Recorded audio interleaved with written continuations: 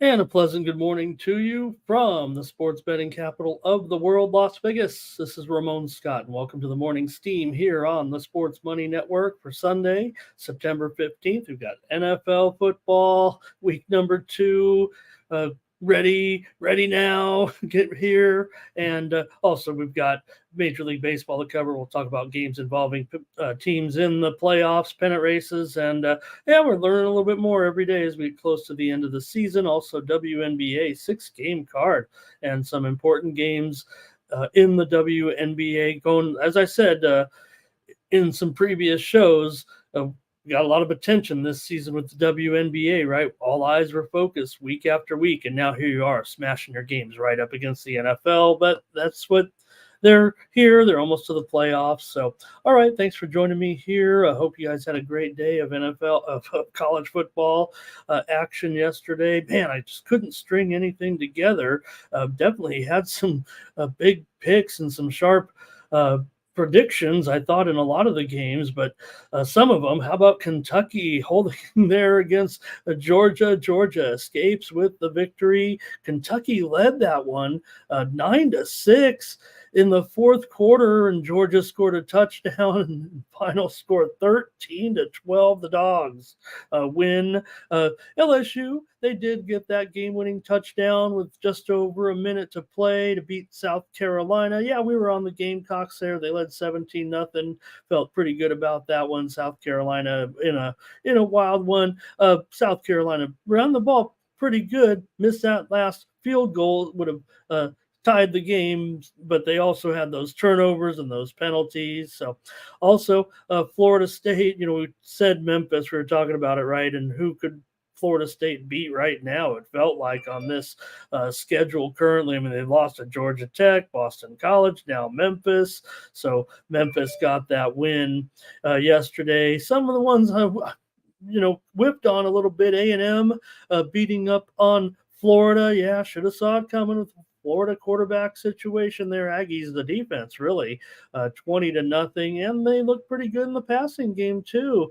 So we'll see. Maybe Florida. Maybe I was a little bit got caught up in some of their easy wins there. So I don't know. In Gainesville is going to be some eyebrows raised at this point. How about backyard brawl? We nailed that one. I thought we had the score exactly right until Pitt went ahead and scored a touchdown there yesterday, but no problem. We said Pittsburgh would probably get the late score in just a wild game here. So it was cool to have this game going here. And man, what a game. West Virginia led that one by 10 points late, and Pittsburgh had those long drives. It just felt like you couldn't stop them.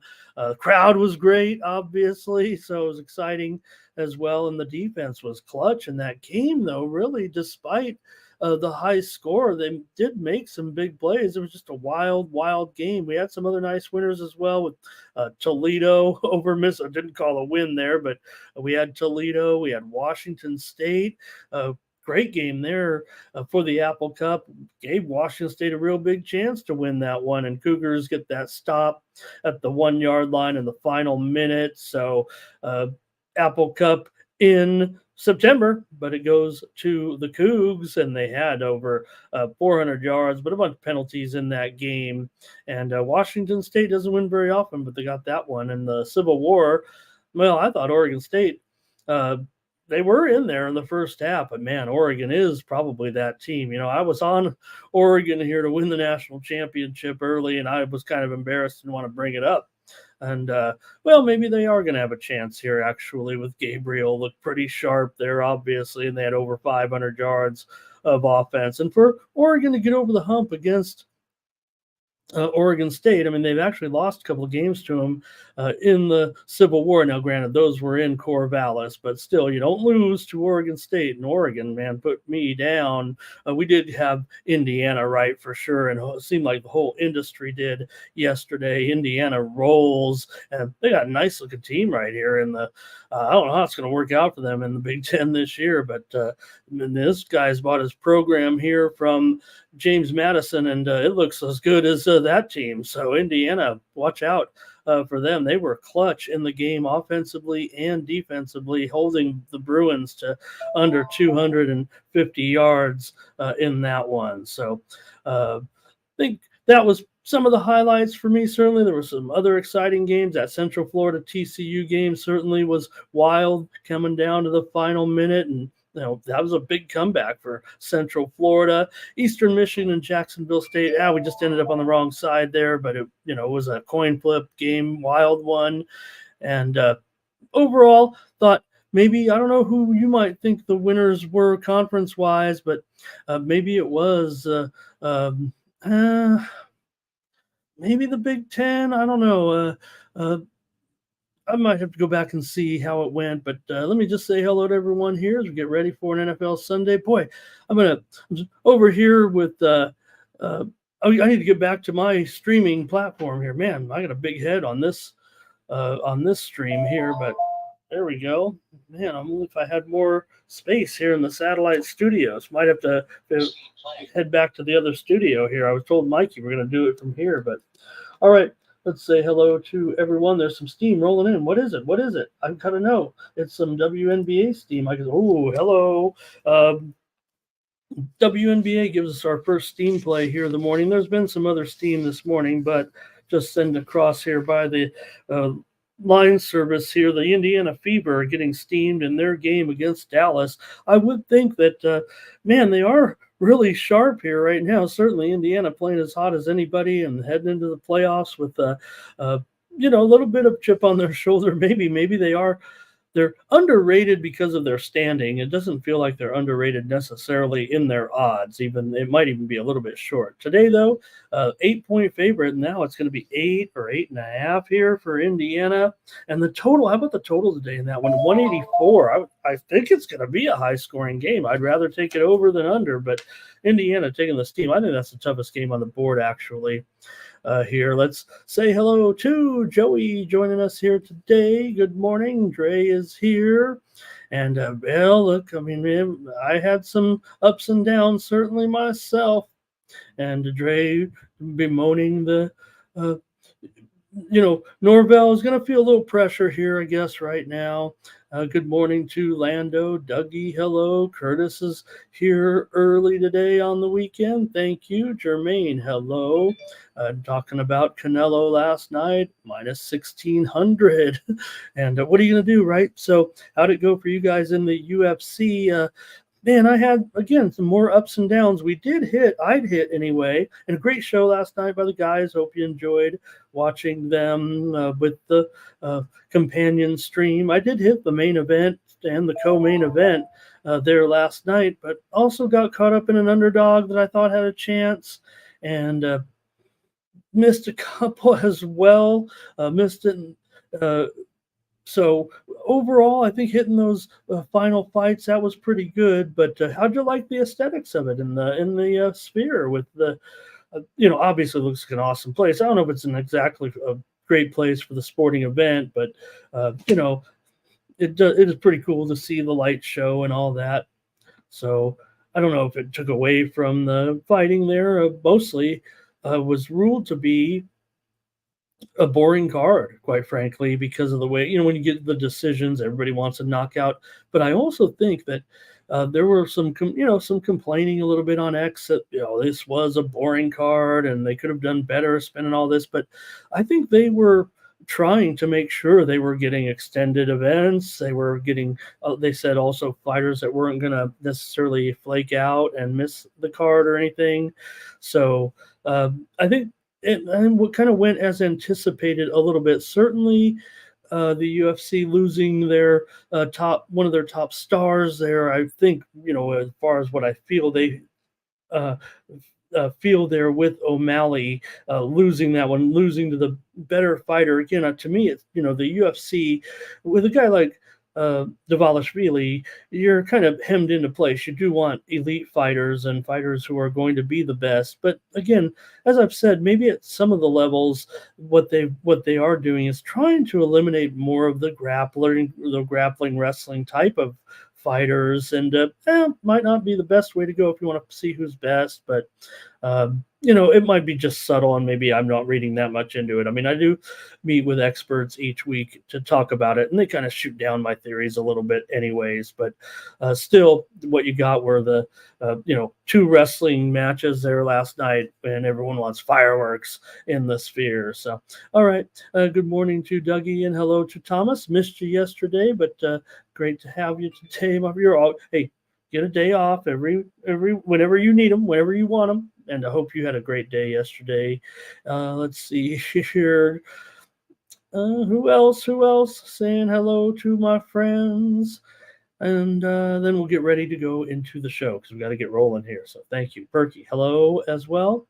You guys are having a good conversation in there. Jermaine, I want to say good job to Jermaine on that one with Morgan State, actually. We didn't, it was just an added board game, but I definitely took note of that when I saw Morgan State with that impressive cover yesterday. And I thought about Jermaine's pick there in that one against Ohio U. They were getting over 3 touchdowns, and we're in that one pretty much all the way.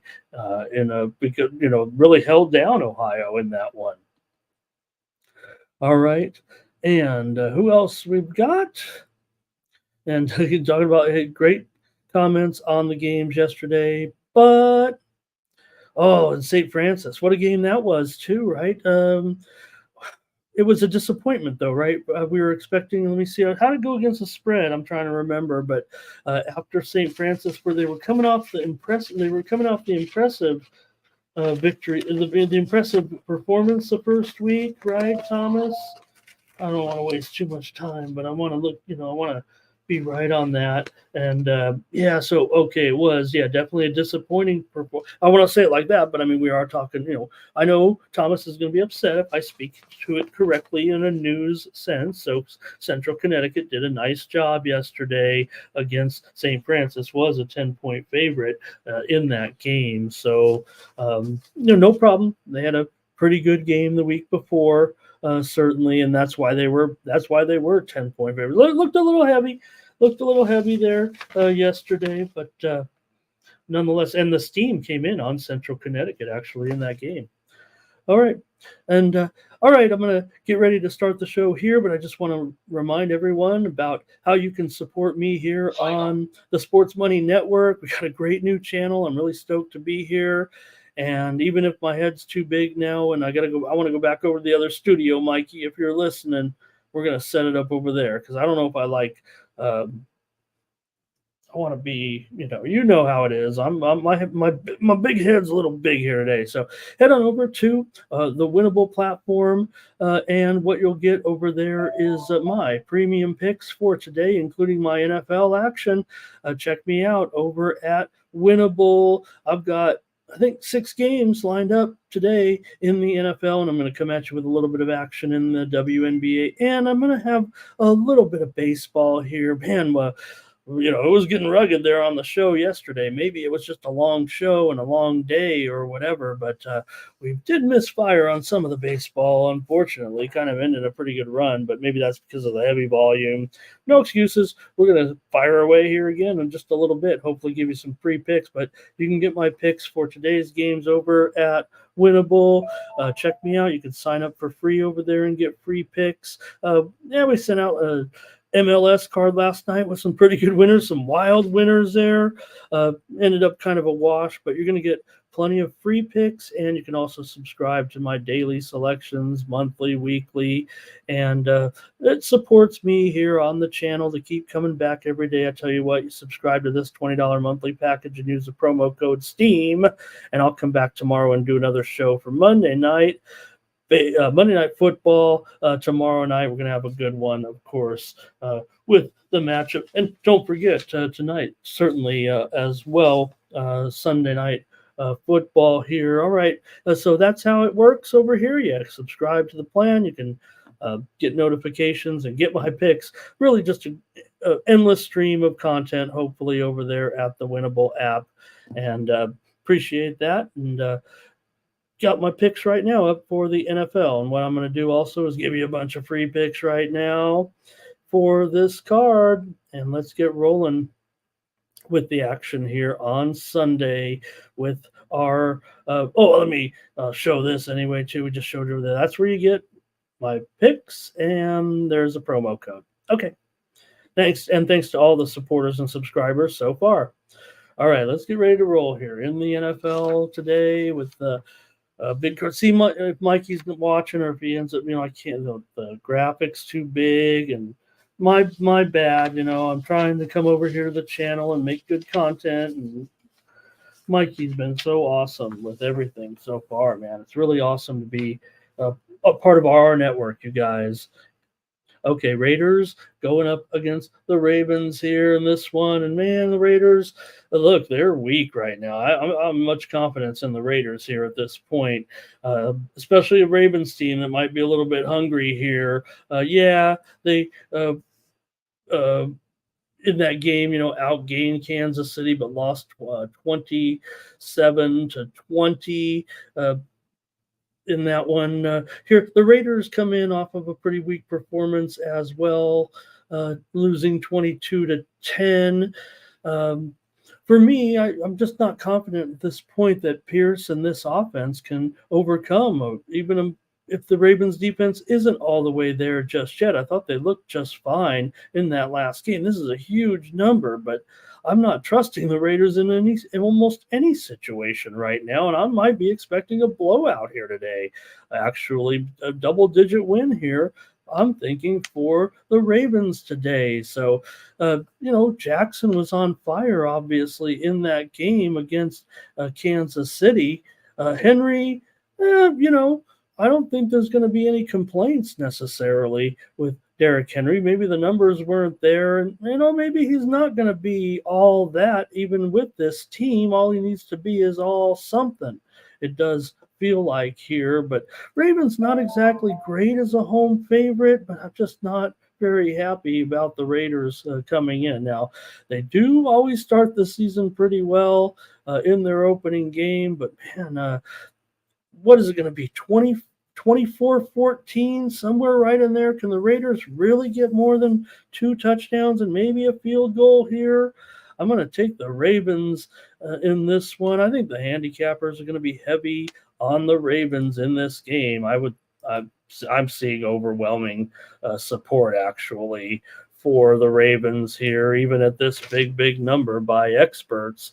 Might be a little bit too much for you guys, but go ahead and see if we've got anything from the chat with the Raiders and the Ravens today. Here we go. And we got our Baltimore crew, certainly. So Dre says the Raiders will win, but he doesn't like the spread. Dougie says the Raiders are garbage. Jermaine says maybe Minshew can get something done here, right? And what happened, right? I mean, to I get it with Minshew. This might be the right. Here comes a steam play right now. This is in Major League Baseball with the Padres and the Giants tonight. They're steaming the under right now at 8.5. Call it 8. I like the under tonight in the Padres and the Giants. All right, keep it going with the Raider Nation here. Ray says go under here in this one. Yeah, because the Ravens can control the action. I'm just worried the Raiders can't. He's going east. I know it's a debunked theory, really. West Coast teams going east. The thing is, West Coast teams are usually pretty good, and they often are getting an extra point or two. So, all right, Nasty Nate says Patriots smashed today. Thank you, Nate, for chiming in here. We'll get to that game in just a little bit. Thomas says the Ravens here, and all right, I think that might be it. And Darren says he's got Lamar to go over his passing yards here, and Baltimore, and he'll take it down to 6.5. That might not be a bad idea to kind of bend the points here a little bit. Currently, I'm even my line is way stale, right? So no wonder I'm using this a little bit. I think as a free play because it's up to 9. So that's pretty ugly, isn't it? And look at this total down to 40.5 now on some of the sharp books. So, all right, there it is. Hold on, I switched it to 9. There it is, 9 now in this game. Wow, it's pretty uncomfortable here right now. LA Sparks are taking a little bit of steam here to right now against Seattle. You might note that the spread here is only 8.5 or 8 here. Jewel Lloyd is ruled out of this game today between the Sparks and the Storm. So we'll cover it a little bit later, but the steam is definitely coming in right now on the Sparks.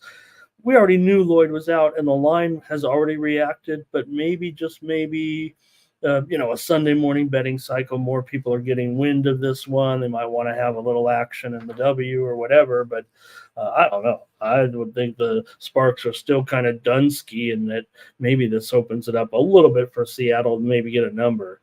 Yeah, LA can battle a little bit, but okay, I'm going to keep going here with a few more comments, and then we'll just move on to the next game. And Thomas says, they're just moving that spread up. Raiders try to get some people maybe on this Raider side here, but I'm on the Ravens in this one. I've got the Raiders. Look, I was celebrating the Charger win. Everybody made fun of me, and it's going to be tough enough for the Chargers, but they crushed the Raiders too. So Dre says maybe it's going to come back down here to 8.5 at some of the spots. So, okay, appreciate that. Let's move on to the next one. Tom Leach, want to say hello. He gave us his best bet today in the Titans game here. It's a parlay, it looks like. Or let's see. Yeah. Oh, going to tease it here a little bit. All right. Dougie thinks that spread will get a little bit higher. Tom says he thinks even that one's a little bit too high. That's always a problem, right? Because even the funny thing about, back doors, you think about it, now this spread at 10, it could be like a 14-point game, and you can get that back door. So that does make it a little bit daunting for sure. All right. My Chargers are going to go into Carolina here, and I'm high on the Chargers. I mean, I about as high as someone could be when you're talking about this team's, possibilities to improve this season. I don't want to get carried away with last week's win, and I'm sure this game will be tough enough. The Chargers are going to charger, quite frankly, even probably with Harbaugh. But I think because of the, Harbaugh factor and the positivity surrounding the team right now, that will help them find a way to get the win, even if it is just barely here today against the Panthers. So I've got to grab the Panthers in this one, and total here at 38.5 now, and probably for good reason, right? The Chargers, certainly with Herbert, is certainly going to give them a chance and keep their give their offense a chance on every possession. But are the weapons really there right now on offense? And the Chargers still can boast some good defensive players here, right? The Panthers are going to have to be all about defense, it feels like, in this one, because you're really going to, you know, uh, trust Young yet. I mean, there's no reason to think that Young is turning anything around at this point and be anything other than what he is right now. So once again, the Chargers will have a big time advantage of, at the quarterback position. They'll have that advantage in a lot of games, and that might be, it is something that you can boast for a little bit. And the Chargers ran the ball well last week too, which maybe was a bit of a surprise. So all right, for the Panthers here, let's see, was that 47-10 loss? Don't forget, to New Orleans. It was really, really bad, and the Panthers couldn't run the ball at all. And, Young only has 2 wins in his career, so it's going to be tough. This has actually been a pretty good series for Carolina, but again, it's a new what were they calling it there with Harbaugh in the post-game rah-rah there? The worm has turned. So maybe the Chargers will have enough to get this win here, but I've got to think it's going to be, grind it out, gritty game. This will be probably the signature of the Chargers here, but I got them to go 2-0, baby. Let's go. All right, and I'll take the Panthers, though, to get this money here today. It'll be tough enough for the Chargers to win, but I think that they do have the. Here's Thomas. Will start us off with Carolina. Tom Leach kind of agrees with me here. Dougie's leaning to the Panthers big. He's leaning big, so it's not quite a play. It's just like as confident as you can get without actually making the pick. He's leaning the Panthers big. Darren, I have, with this one, Darren, look, I mean, Dobbins had 2 long runs, and he is a back that can get in from the end zone. The only problem I have is he does not have the breakaway speed, and so that, he got caught from behind twice last week. But it is nice to have a guy like Jake, if he can be, he's all heart. He is all heart, J.K. Dobbins, right now, and could be something that the Chargers need, those kind of players. And I also love, on the Chargers too, they got a McConkey, and I think that, give me a McConkey. Thomas Bird maybe here agreeing with me. Jermaine says you got to go under. How about Gus to get a touchdown today? And Ray likes the under as well. And there is no doubt.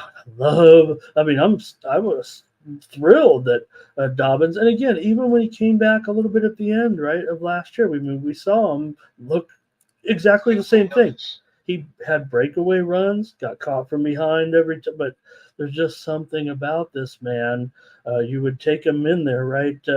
And again, the way the running game is going in the NFL right now, I don't know what type of guys you're looking to carry the ball. But right now, the league has gone after 1 week. We're run heavy. Talk about the tide has turned. Now, teams will get away from it. They'll get desperate. They'll start losing maybe and whatever. But right now, teams that are sticking to the run are getting it done. Real deal primes here today. All right, I'm on the Panthers here, but I think we're going to win this one. And we're going to be 2-0, and then we'll see what happens. It's only going to get better for the Chargers as he develops as Harbaugh develops things. Whether or not they can get the right personnel in to turn it around to even make the playoffs, I don't know here. I'm kind of thinking maybe something's going on. Well, we got some action here in this Spurs Arsenal game. Some pushing and shoving here.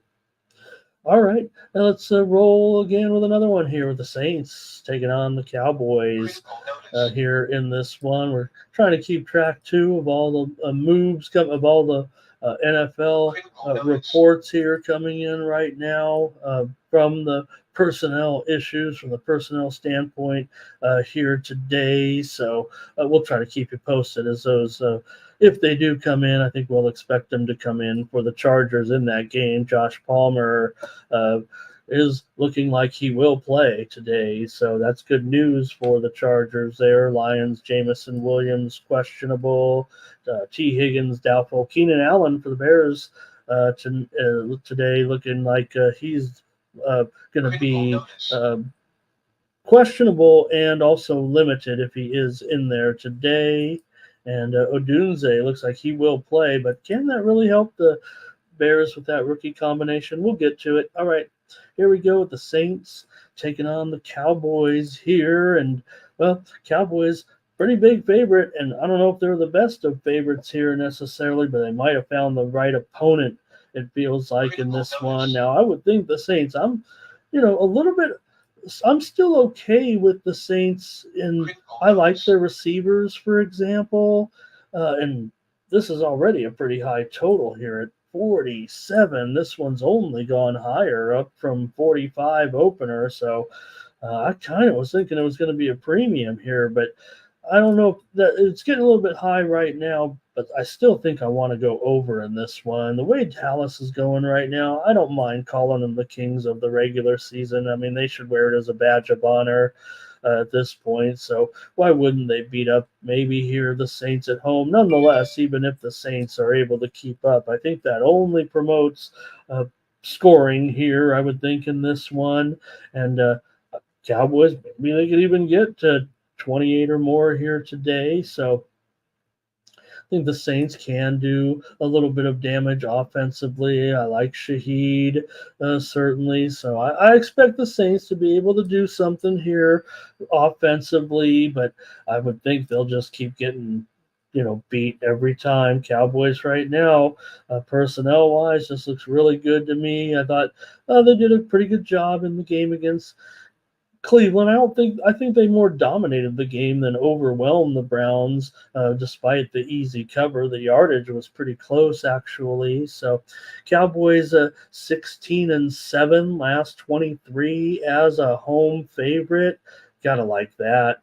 Uh, Dallas here and the Saints. I'm going to go over as my play. I think Dallas here 28 or more for sure. Saints could get 3 touchdowns here actually, but with the Saints coming off of a win, they're not exactly consistent.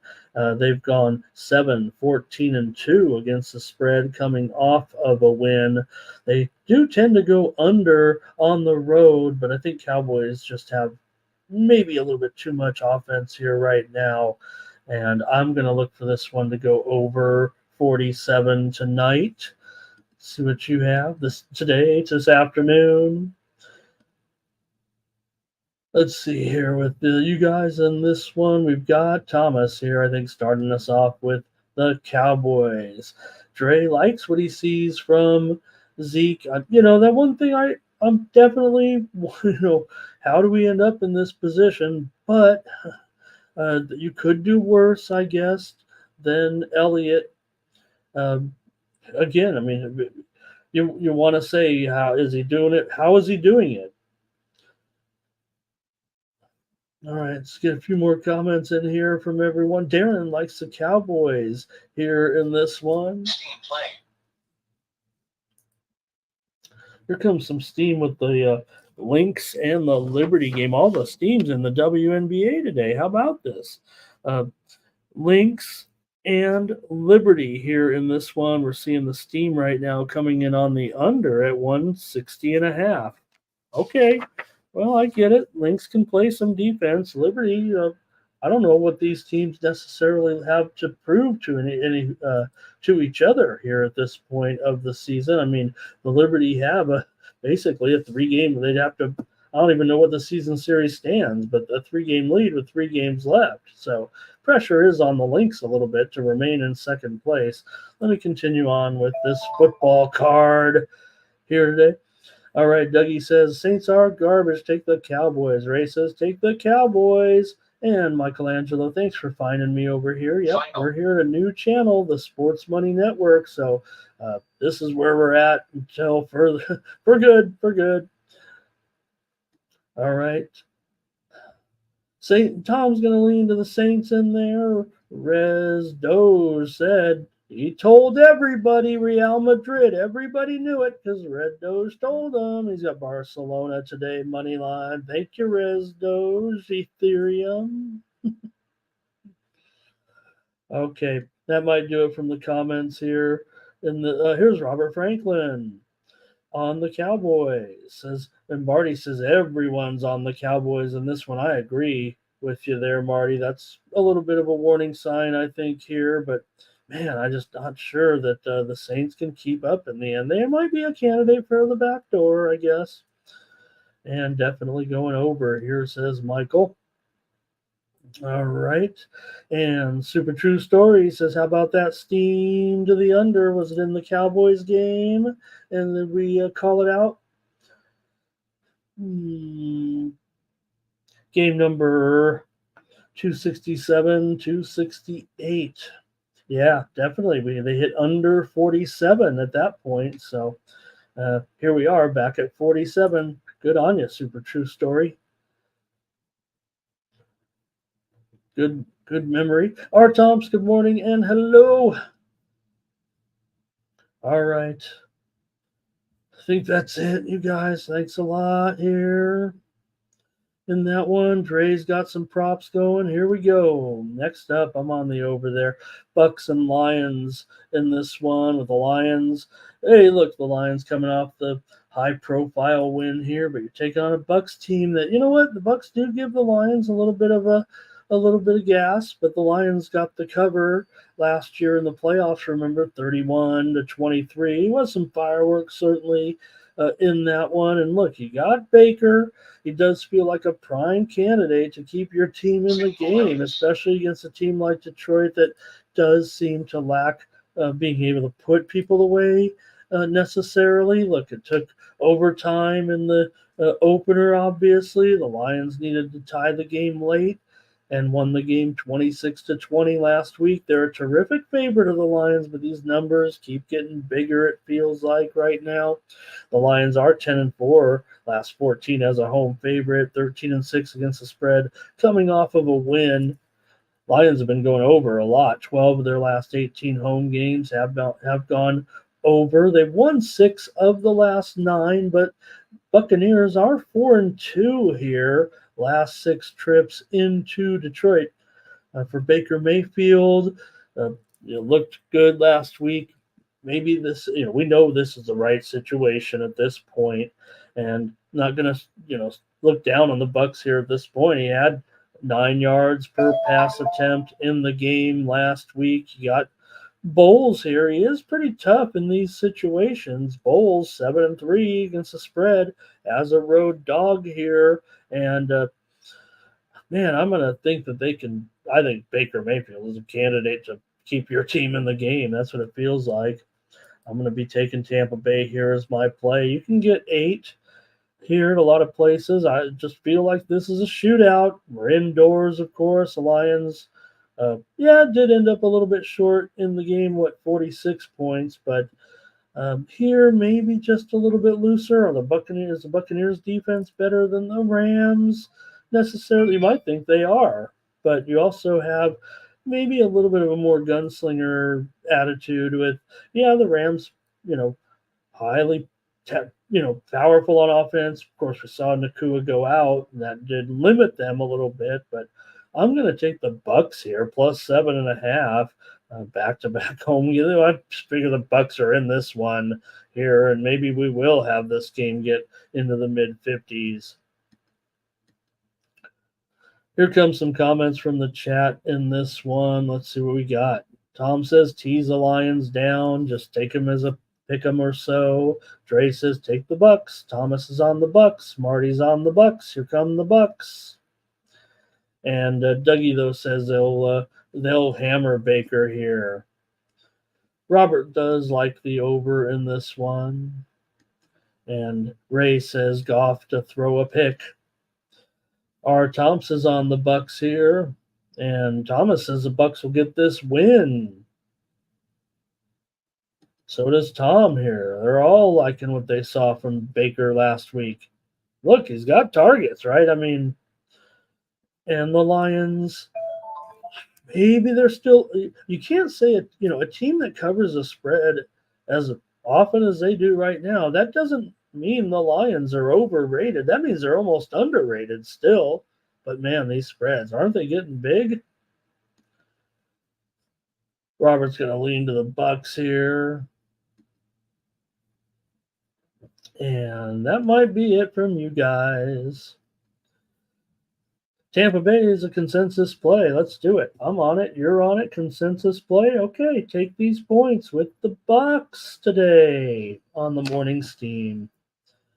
And yeah, I'm a little tired after yesterday. So if I'm, you know, barely sound coherent over here, that's just the way it is on Saturday, right? And especially with that card running late last night, Twisted talking about Sugar Shane getting handled. um, we did see I believe we saw the line come out actually on an Umar fight. Uh, where I think it's $2. I think Umar's minus $2 there in that potential matchup. So, well, probably. Okay. I think that's it for you guys in this one. Appreciate it. Move on to this one with the Colts taking on the Packers here. Colts going to be a favorite here on the road, and we know the Packers are having to uh, move to their backup quarterback here.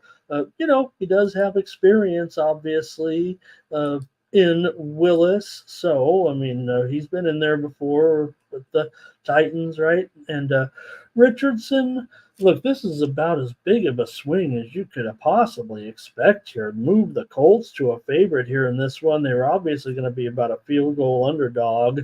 And yeah, Malik Willis, a big time downgrade here. We've seen moments from Willis in the past of capability, I would think here. And for me, Richardson just still doesn't necessarily pass the over, not star test. We're just trying to make sure this is going to be because he's been good. He's been pretty good, right? Pretty good. Yes, mistakes, still young mistakes. Remember, we barely really have not much experience still at this point. How much time has he actually played?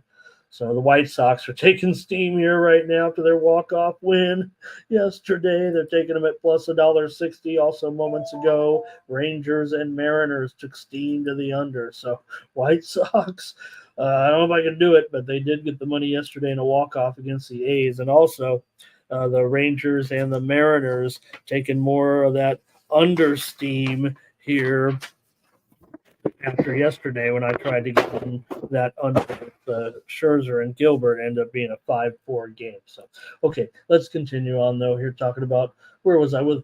Oh, discussing Richardson, right? I probably more trust Richardson at home here. And look, the weather's going to be fine. It's not that big of a deal or anything like that. It is a, obviously a turf field. I'm not saying that downgrades the Colts necessarily at all. But again, if anything, I just don't know if we've seen Richardson yet be a guy who's going to come in and, win road games, even with a backup quarterback here. The Packers will still probably have a pretty solid game plan here in this one. We saw Willis with Tennessee was, it was only a couple of games. He won one of them. This is just where they're at. But I would think that the Packers can have some defense here, keep this one very low scoring here. You got to keep the Colts under 20 points. That's obvious. So I don't know if the Colts would necessarily score 20 points here in this one. They got run over big time in that last game. I think the Packers can probably do some running here in this one. All right, let me see if we get anything to support us here. Green Bay, 19-9 against the spread, last 28 games as an underdog. Here comes that steam to the over right now in the Dallas, Indiana game. It is going to be the highest scoring game of the season, according to odds makers, according to experts here. And now it's 184, it's 185. If there was one game that I was probably going to consider, okay, yes, all these WNBA high totals, some of them are ending up really, really short. I don't know if today the Dallas Wings and the Indiana Fever are going to be under 190 points. I feel like this one has a way better chance of being just an overall shootout here on a Sunday for their fans. Look, here's the one thing I was complaining about. Okay, you're running your games up against NFL. That doesn't matter to most WNBA fans that attend these games. Quite frankly, they'll go whenever. They don't. They're not. Yeah, the Colts are playing. In fact, the Colts are playing early, right? And this one's late, so they actually could. You could do both. So watch the game anyway. Colts are on the road. So I just want to mention that the Wings and Fever here, the total moving drastically over, and I think it's probably going to go over, but can you stomach going over 186 points or something like that? I'll recommend that it has a better chance to go over. I'll give that out as a play, at least free here, but I don't know if I do a premium on that. All right, I'm wrapping it up here though with the Colts and the Packers. Here, I'm down with the Pack here. They might even find a way to win this game. Low score here. Maybe they can get it done. 19-17, 20-17, 19-20-19, 21-19 is a little close, but on the total anyway. But I think it'll be lower scoring. So I'm taking the Packers here in this one. All right, you guys might comment on the Colts and the Packers. All right. Dougie says they have no chance in this game. He probably rates the Colts pretty highly, it feels like. Thomas is on the Packers here. And it just was a bad matchup, Michael. I mean, what could you do? I mean, and they should have seen it coming, but I think they were just – I think that was one thing. Like, you had to get this fight out of the way. I'm not saying, this is why you chose this one for the Apex, but these guys, my experts that I interview each week, they laugh at my matchmaking theories, but – I think, look, if you have to get this fight out of the way, right? Davalishvili and O'Malley. And if you're going to do it, at least you could stick it in this venue and get 5 rounds out of it, and everyone can look around and whoopee. And before now, you've got Umar and Davalishvili, I guess. And all right. Oh, look at this. Tom Leach says that he thinks everyone is on the Colts here. And while I do think that maybe they are a public play, I'm showing expert cappers are basically split or even slightly siding with the Packers. He'll tease it, however. Here's JT for an anytime touchdown for Darren. Jermaine says the Colts can win this one by 3 if they can stop the run, right? And they could not do so last week in that game, giving up over 200 yards rushing. And look, and that's the thing, look at Richardson's stats. Everyone's like, oh, he's only 9 of 19, but he did have nice yardage, and I think that's what we're seeing from Richardson. He's a big playmaker. All right. That might be it from you guys. I'm looking through the comments here. Appreciate you guys joining me here today. And Art Thompson's liking the Packers with me. And Jermaine said, you know what? It's just because of Willis. Just because of Willis. And there's Razor. Thank you very much. And of course, look, I mean, maybe if I can get an endorsement here, right, from Razor does not necessarily have cheese-colored glasses. I mean, I think he is known to say if he thinks his team does not have the best situation or something like that. But I'm with the Pack here today. And yeah, maybe a little bit of overreact, right? Because there are big question marks, obviously, with Love, even moving forward. They're stuck with him at this point. But for me, it just has to look like it's got to be, Malik Willis here for a reason. All right, let's see here. Twisted says the Panthers will let us down. Well, you know what? Maybe it's an emotional hedge for me, Twisted. Maybe the Chargers there. Oh, Dom's here. Hello, Dom. I'm glad you found me again. I'm back here on a new channel. Just wasn't sending my stream over to my private page. Hey, follow me on Facebook. I need more friends. You guys are the closest thing to friends I've got. So follow me on Facebook. Why not? Dom's there. Dom's not a follower. Dom's a friend. I'll friend you back. All right. That's going to do it for that one. Let's keep it moving here. I'm on the Pack to hang in there. Probably be a 1-point game one way or the other. I don't know. Colts aren't anything special, are they? Come on. All right, here we go right now. The Browns taking on the Jaguars here. And I think I'm just signing up with what everybody's kind of saying about Deshaun Watson. And quite frankly, if you're you're already not playing well every time you're out there. Why is that? You still look to have be a physical talent out there, but is it the distractions? Are you really just not focused? Are you not that smart in the playbook? Things like that. Whatever is going on with Deshaun Watson. Uh, you can say that the Browns are trying to find a way to get out of his contract, get him off the team, or whatever. Maybe he still gives you the best chance to win out of all these guys. Obviously, he does. Otherwise, you'd bench this turkey at this point. But here against the Jaguars, yeah, Jaguars, we know they've got uh, our man Lawrence, certainly. But look, he's just barely gets it done half the time, anyways. The steam came in here on Jacksonville, and I would figure, yeah, this probably is a good spot for them. They rarely get seems like you know blowouts or comfortable spread covers to a certain extent, but just feels like Cleveland here a little bit dysfunctional at this point coming into this one, and I'm not sure I would trust them here. Couldn't get anything done against Dallas. Sure, that's Dallas and whatever, but only getting 230 yards, that you can't have that. 2 of 15 on third down. The offense looks really bad. So against a Jacksonville team that's certainly going to have a little bit of defense here. They're coming off of a loss.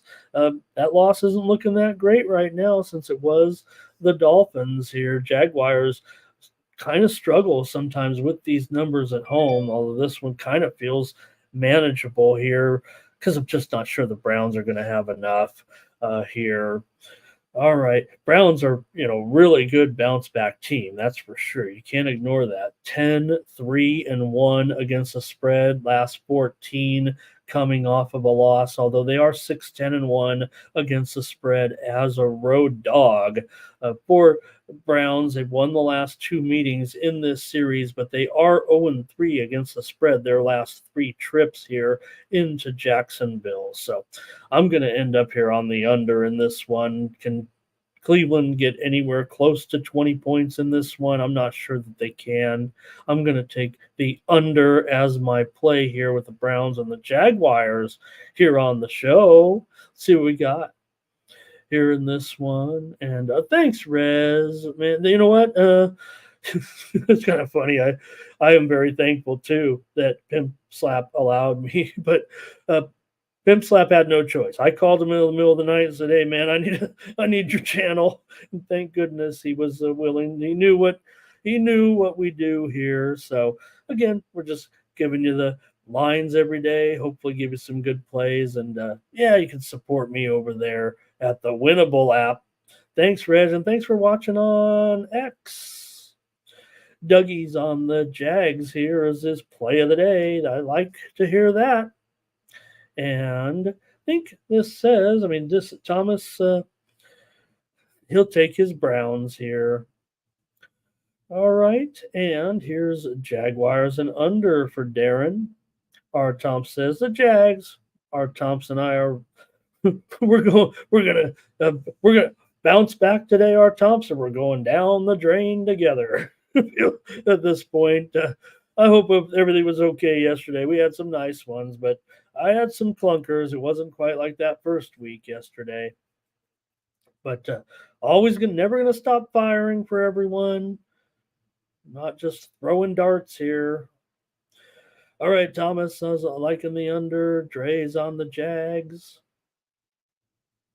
And it just doesn't feel right. There's something broken with this team.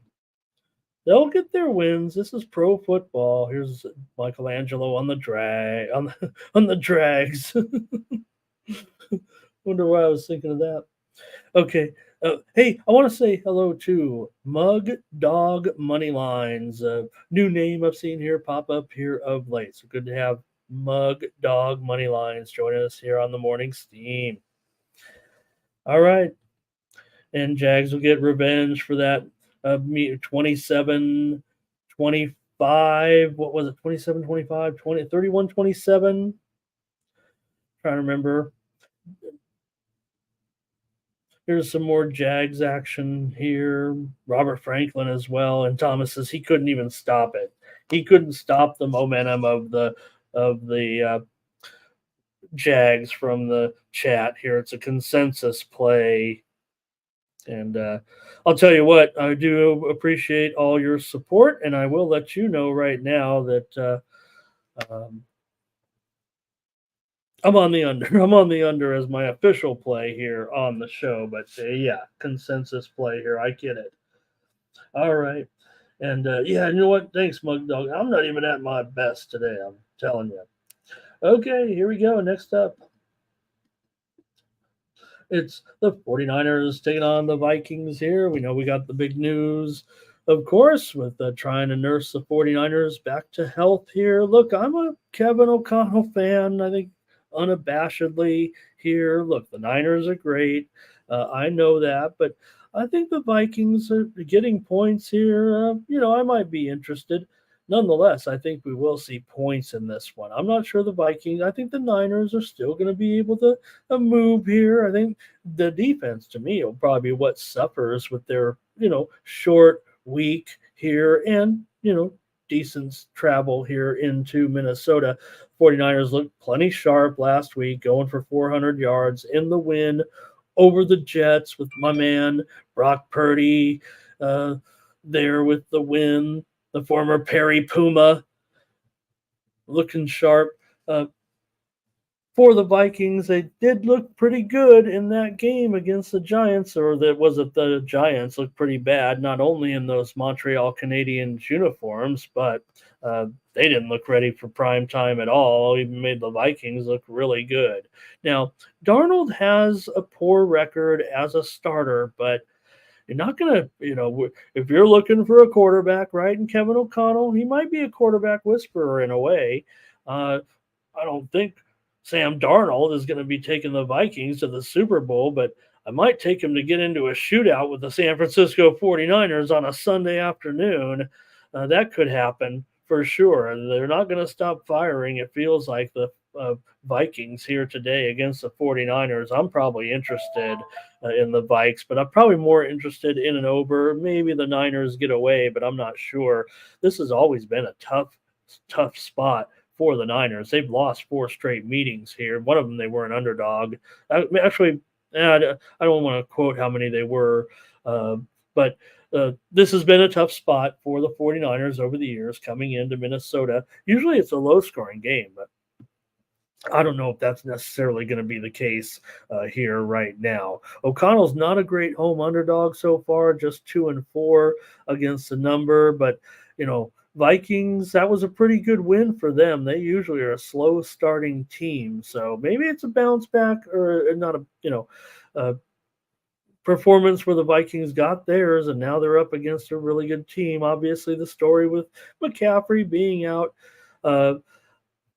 Look, great performance last week by the running game for the 49ers. Is that a good solution actually here? What happened? Where are the great, they ended up pounding this guy really if in the running game. Where's the flexible running game of the 49ers? I don't know. They have so many weird weapons. They're awesome. We know that.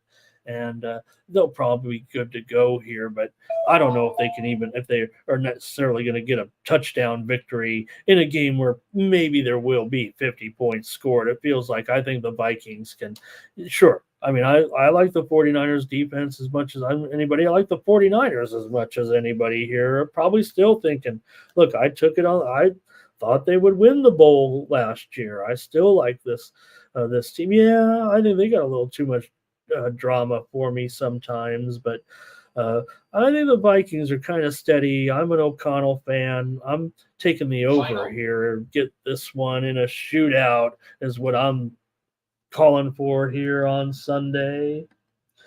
And let's see what we got. Gonna start it off here with our Thompsons are with me on the bikes. We're 2 peas in a pod here at this point. Tom Leach is going to take the Vikings as well. And Dougie says, Dougie's obviously chalky here today, no doubt about it. Stray's on the Niners to smash too here in this one. And it's just too easy an opponent last week for sure. And Thomas might be ready to take the Vikings here. Tom says it could be a little bit of a backdoor action. Thomas will go Vikings here. Maybe Tariq will take even more points. Dougie says Mason to run all over him again, right? But where is Mason, right? He just shows up. Here's the thing, right? When you get those late subs, and yeah, we made fun of the situation with him saying, well, I thought I was told on Friday I was going to start. We said he'd just be ready.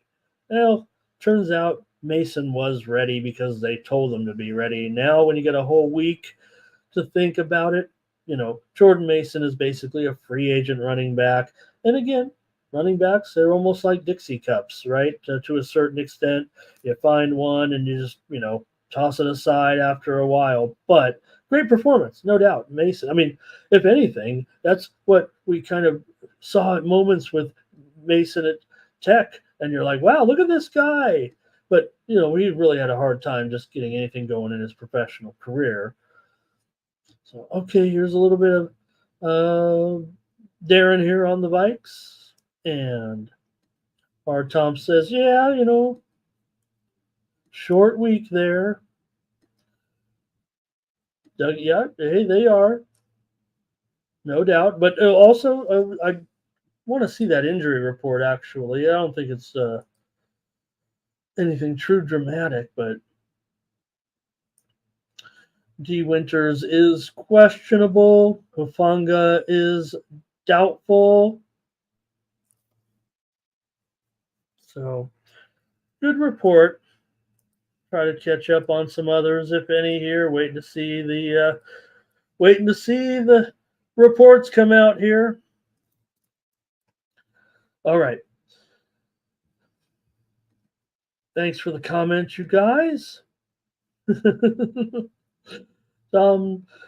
Okay, yeah, and look, they'll get McCaffrey back and all that. I think the Vikings are a little bit underrated. Jermaine, is Trent Williams in? You bet he is. I mean, that to me, look, when he left the field the other night, he's just going to go back if he has to get, something checked out or whatever. But it's almost like Trent Williams is in. I'm in on the 49ers usually. I just think this is a big number to go on the road in the short week when you're the 49ers. Yeah, they'll probably get the win. Maybe they'll win it by 3. Maybe it gets up there into the, 27-24 range. 27-24. Maybe that's what I'm looking at. Maybe right around there, 27-24. 24-23. I want it higher than that for sure. 27-24, 27, right around there. That's what I'm thinking. Okay, let's move on. Seahawks taking on the Patriots here in this one, and great job by the Patriots. Hats off to them. They crushed all the. They crushed me from the Survivor. I just went with the chalk. I'm not going to play Survivor ever again. And the Patriots, what can you say? Good job defensively. This is maybe what you're going to expect. Maybe there's energy now around the Patriots with Mayo here moving forward, right? We know the defense, that looked pretty good. That looked pretty legit. And against a Seattle team that I don't think you're going to think that Seattle's offense is going to be anything overwhelming that could maybe be better than what the Patriots have to offer defensively. It's just the Patriots' woes on offense that you got to worry about. So we'll see how they do here, with Brissett. Half the time you're not sure, yes or no on Brissett. You almost want him to, not use Brissett. But here I think I'm probably willing to maybe trust the Patriots in this one, getting points at home. The Seahawks don't look like anything special necessarily here as they get, their program resurrected here, whatever they're trying to accomplish. This one looks like a total defensive struggle that's going to be stuck in the 30s somewhere by the time it's all said and done. I think I want to take the Patriots here plus the points and just figure it's going to come down to the wire and that the game is going to be, 17-17 or something around there, 17-16, 18-15, something goofy like that. I don't know if the Seahawks are going to go in there and put up a lot of offense on the Patriots here, and I think that's going to give the Patriots a chance. They held the Bengals to just 224 yards in that game. They ran the ball pretty well. Patriots did 170 yards rushing. They didn't really pass very well. We know they've been terrible. I don't even look at the trends. The Patriots are 1-8 against the spread as a home underdog in their last 9 opportunities in that role. So I'm probably taking the Patriots here. I want them plus the points in a low-scoring game, 19-17, 18-17, 18-16, some goofy score that looks like defenses were involved is what it feels like. For Seattle, sure, you were playing Denver last week, and they did hold Denver to 231 yards with a rookie quarterback, so I get that, and they were on the road and all that. And maybe they'll have another strong defensive performance here. Certainly they could. Geno, he's a 50-50 proposition with Seattle here, so I don't know if I trust Geno necessarily to cover a field goal. Seattle is 9-14-1 to the under in their last 24 games on the road. So I'm going to take the Patriots here. I'm going to take them in a low-scoring game for sure in this one. And maybe this is the change the Patriots need. Maybe there's just be some enthusiasm here. Okay, I get it. You kicked the best coach in the world off. You fired him, basically. Feels like. All right. Let's take a look. Dougie says Seattle will dominate the weaker teams. Thomas says he likes Seattle to get it done. R. Tom says Patriots with me. We're going to sweep this board, R. Thompson. We're going to laugh at everybody. Real Deal Prime. Hello. And Jermaine says he might go under in every game. So will Ray in this one at least. And Tariq says Seahawks win a tight one. And that might be a cover for the home team. Thomas says you got to go under here. We already know Nasty Nate says the Patriots are going to smash. Maybe this is real. Maybe this is a look, maybe Bill was spending too much time, creeping. And maybe he was not doing enough work. All right. Seattle could struggle here. New England, look, the fans are going to be invigorated, I would think. And hello to Justin. Hope you had a great time at the game. You had to have a great time at the game. I hope you caught my monologue. How about that, Justin? We had the score exactly right, kind of. But we did say Pitt, would get the win and it was crazy. What a game. All right, that's it. I'm on the Patriots here. How about the NFL? We're going to give you a bunch of balanced schedules now. We're going to get rid of that small 4 o'clock window. We're going to start putting more games. And here we are stuck in a 10-game early card. What are we doing? Jets and Titans. This will draw the ratings in here in New York, certainly, with the Jets here on the road, a 4-point favorite. Okay, the Jets are great, obviously.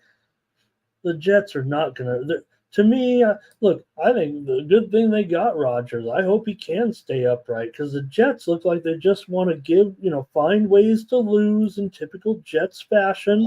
And you'll probably get a lot of frustration comments from Rodgers. He's already telling us to relax. Don't do it when you want to go to it.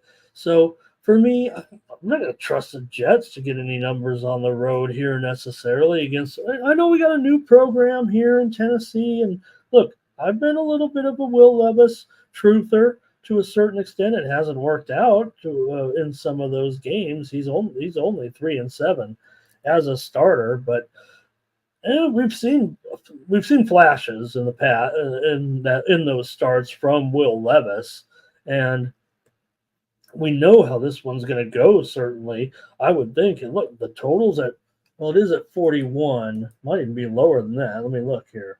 And it's still at 41. It opened as high as, 43.5. I would think we're looking at another low-scoring game.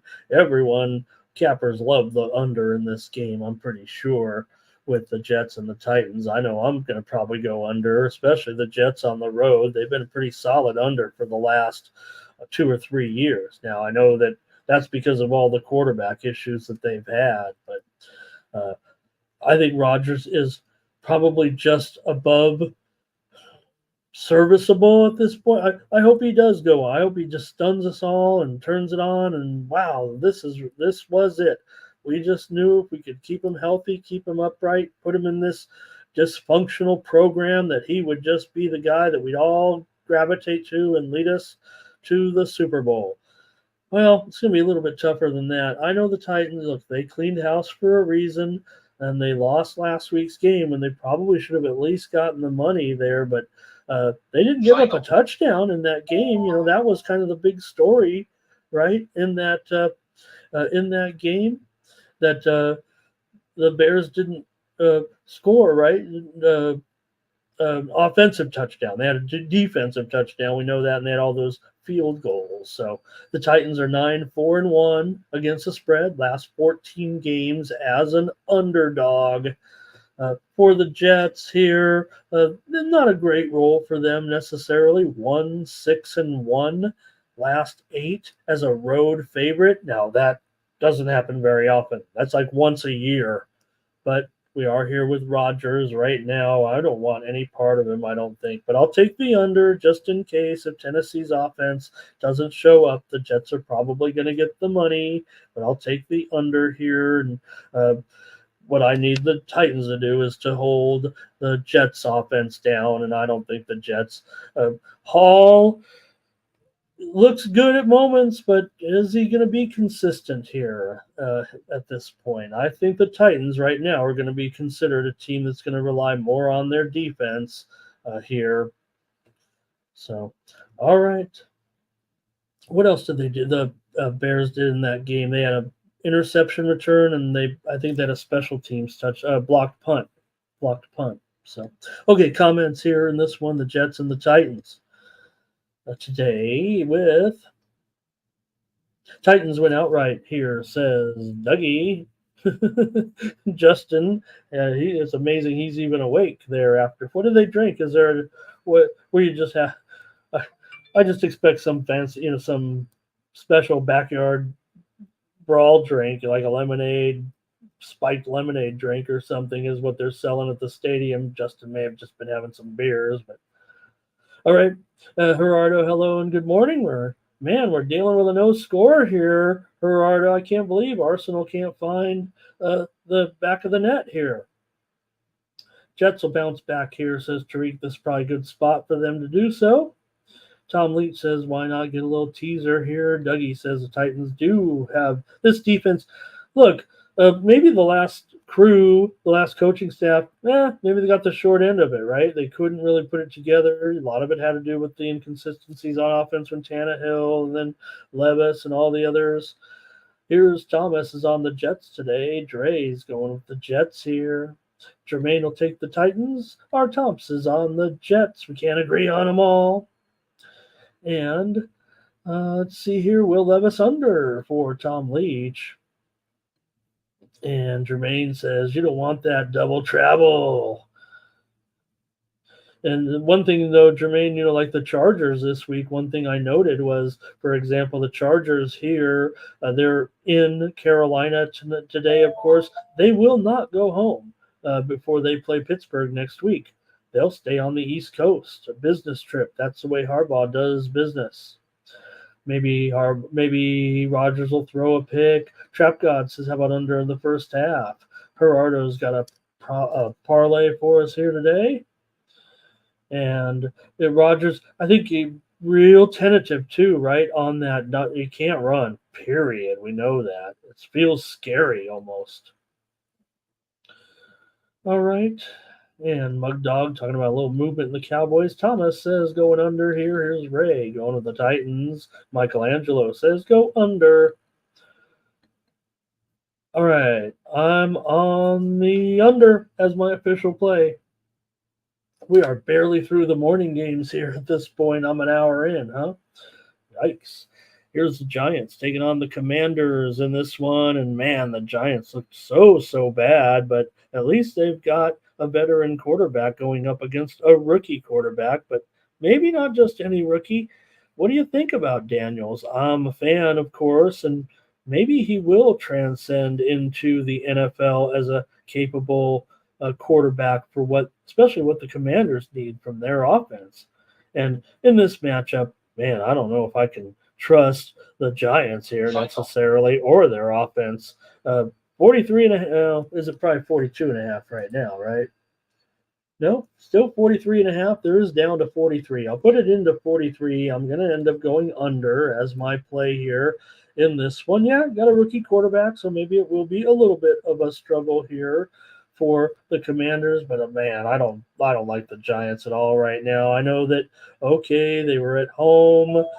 Maybe it was a tougher game than it looked against the Vikings. I don't know, but Commanders aren't anything special, but I might take them here to win at home today. But I'm going to prefer the under in this one. Like I said, rookie quarterback still. I do like Daniels moving forward, but you got to keep the mistakes to a minimum here. Washington did have 300 yards of total offense here in that one as Arsenal has finally scored against Tottenham.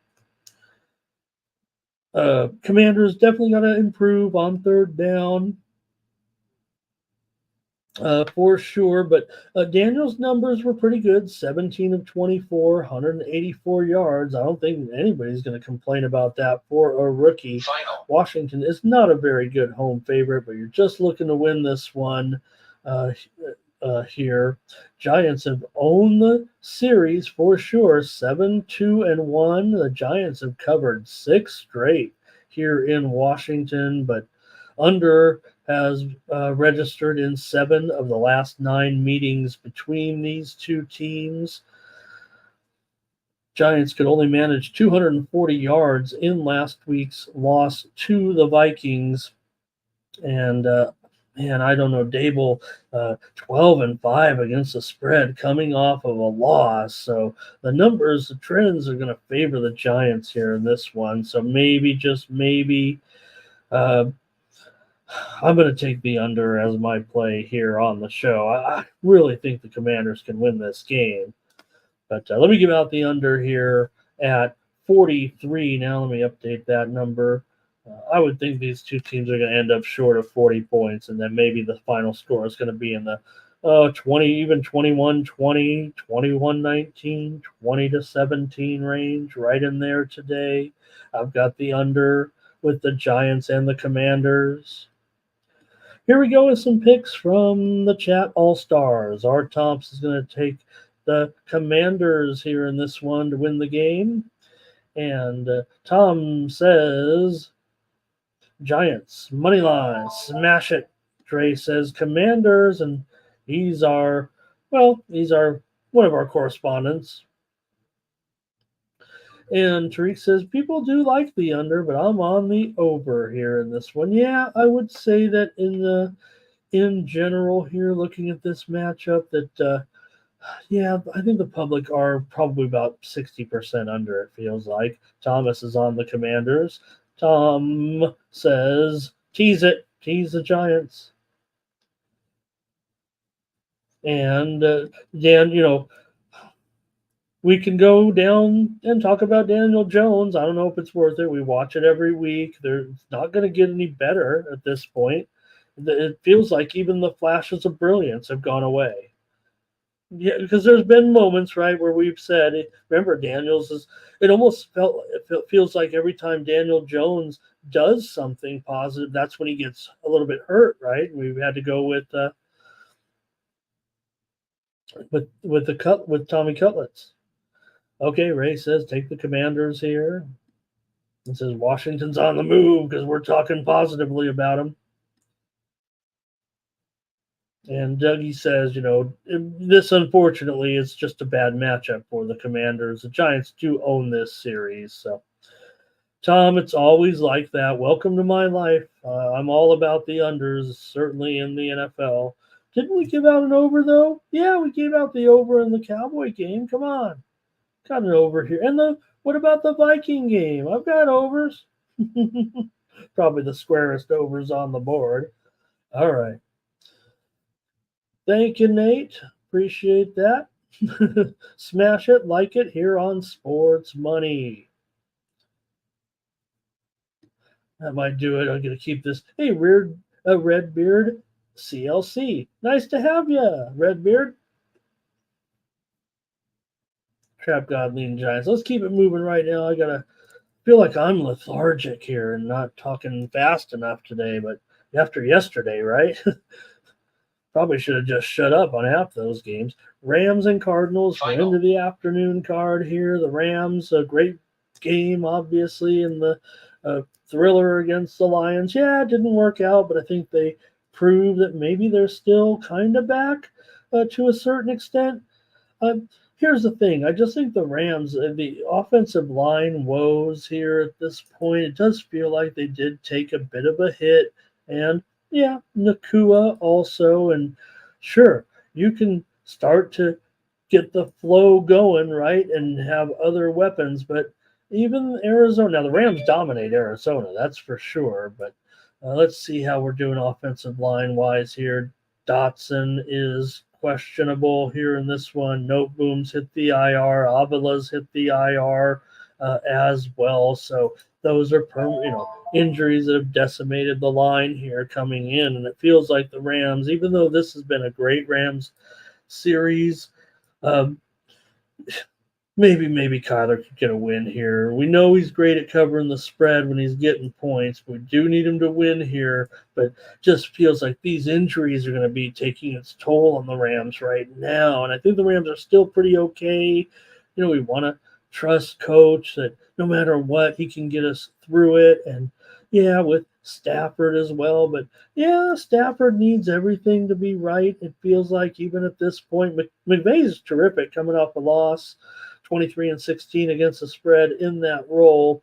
But LA here, I think they might even be a 1-point dog right now. No, I think it's a pick 'em. In fact, some books have it. Bovada's got the Rams -1, of course, and some of the other books have the Cards -1. So I'm just calling it a pick 'em here in this one, and what am I going to do? I'm going to take another under for sure. It was as high as 50. It's now 48. I'm going to think it's going to be down in 45 range here. Even look at 24 to 21s and under. Do you think they can get more than 45 points in this one? With the Rams going to have, I think, some woes offensively here, even against the Cardinals.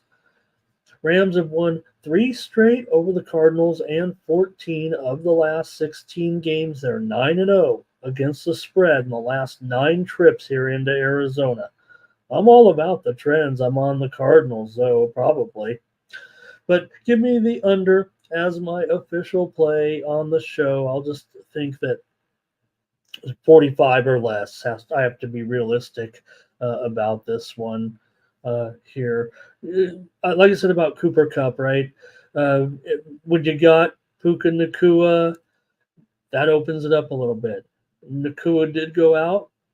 They started getting the ball to Kupp, but I think when you got time to focus on one man, where the schemes were on a 2 receiver approach for sure, those guys are dangerous. It's not a joke. So I think right now just a little bit more limited right now for the Rams. Cardinals finally can get a win over these guys right now. I'm thinking the Cardinals maybe. I always get burned with these guys a little bit. So I'm on the under here on the show. Let's see what you got. Cardinals hosting the Rams with Cardinals win. Dougie says those injuries are going to be a big deal here. Tom says, Rams can do it. Thomas also says the Rams. Ray's going to lean Rams. Dre will lean with me to the under. Here's Justin's got a prop for us. Tom says, I think it goes over here. Tariq likes it over with the Cardinals to take the first half. All right, maybe I'm in the minority there, it feels like. I'm a little bit in that one. And let's take a look here. A couple more here in the afternoon card. The big rematch game here between the Bengals and the Chiefs. And I don't know. It just feels like the classic setup, right? The Bengals coming off the big upset loss. Everybody's like, "Oh God, the Bengals is it's finally over." Maybe it's even been declining, where we're like looking for a situation where, maybe it's over for the Bengals. T. Higgins isn't in there to back up Chase. Chase, what can you say? He I applaud the man. I mean, whatever. These guys are rich or whatever, but he's not with his contract and still goes out there and was pretty terrific. So this one feels like one of those setup games where you're like, oh, the Bengals are doomed. The Chiefs, crushed the Ravens. Well, they didn't crush them, but they did a good job certainly against the Ravens. They've had 10 days of rest. They're at home and all that, but um, it does. Bengals are probably going to win this game, is what it feels like, right? I mean, how you're all embarrassed by the loss at home to the Patriots. I don't think the Bengals are, off the map here at this point. They aren't going to be anything but probably what they are, a pretty decent, challenging contender with some pretty big inconsistency, and a team that certainly can probably bounce back here. They're 6-3-1 against the spread, last 10 as a road dog. And I just feel like the Bengals coming off of a loss, 17-10 against the spread, last 17. That's 4 years of sample size. Bengals coming off of a loss. And Chase had a pretty good game. It's just 60 yards or so, but he did catch 6 passes. The funny thing was that the Bengals were dominated by the Patriots in the time of possession. And that's what the Chiefs will do to you as well. They will time of possession you. Yeah, they've got the explosive guys, but Mahomes will nitpick you he'll nitpick you to death, especially with Rice. Right? Look, Rice, those 7 catches for 100 yards last week, pretty good. 8 of the last 10 games have gone under in this series. You're looking at a total, another under probably for me here at 48. I'm probably going to have to take another under. Arrowhead's all about the unders.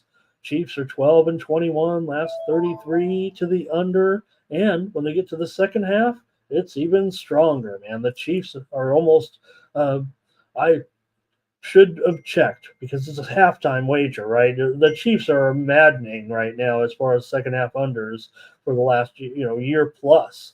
I mean, it's almost a dead under. I want to say it's, I don't know, 21-23. Is it up to something like that? Chiefs in the second half under. We know they got a great defense here, but I think the Bengals are in this game. This is going to be a close, low-scoring game. Defense will be there for both teams, I think, today.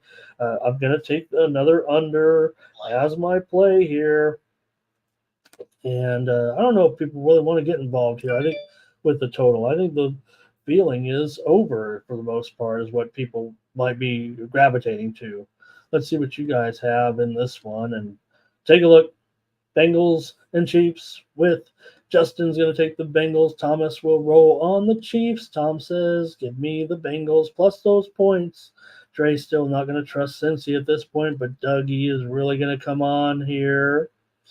And let's see, Dre says, which game here? Or I crushed us. Maybe I crushed us yesterday. All right, let's see. Dougie says Bengals will cover. And Rice will get good stats, says Dre. Trap God says, take Pacheco to score the anytime touchdown, even at the high price.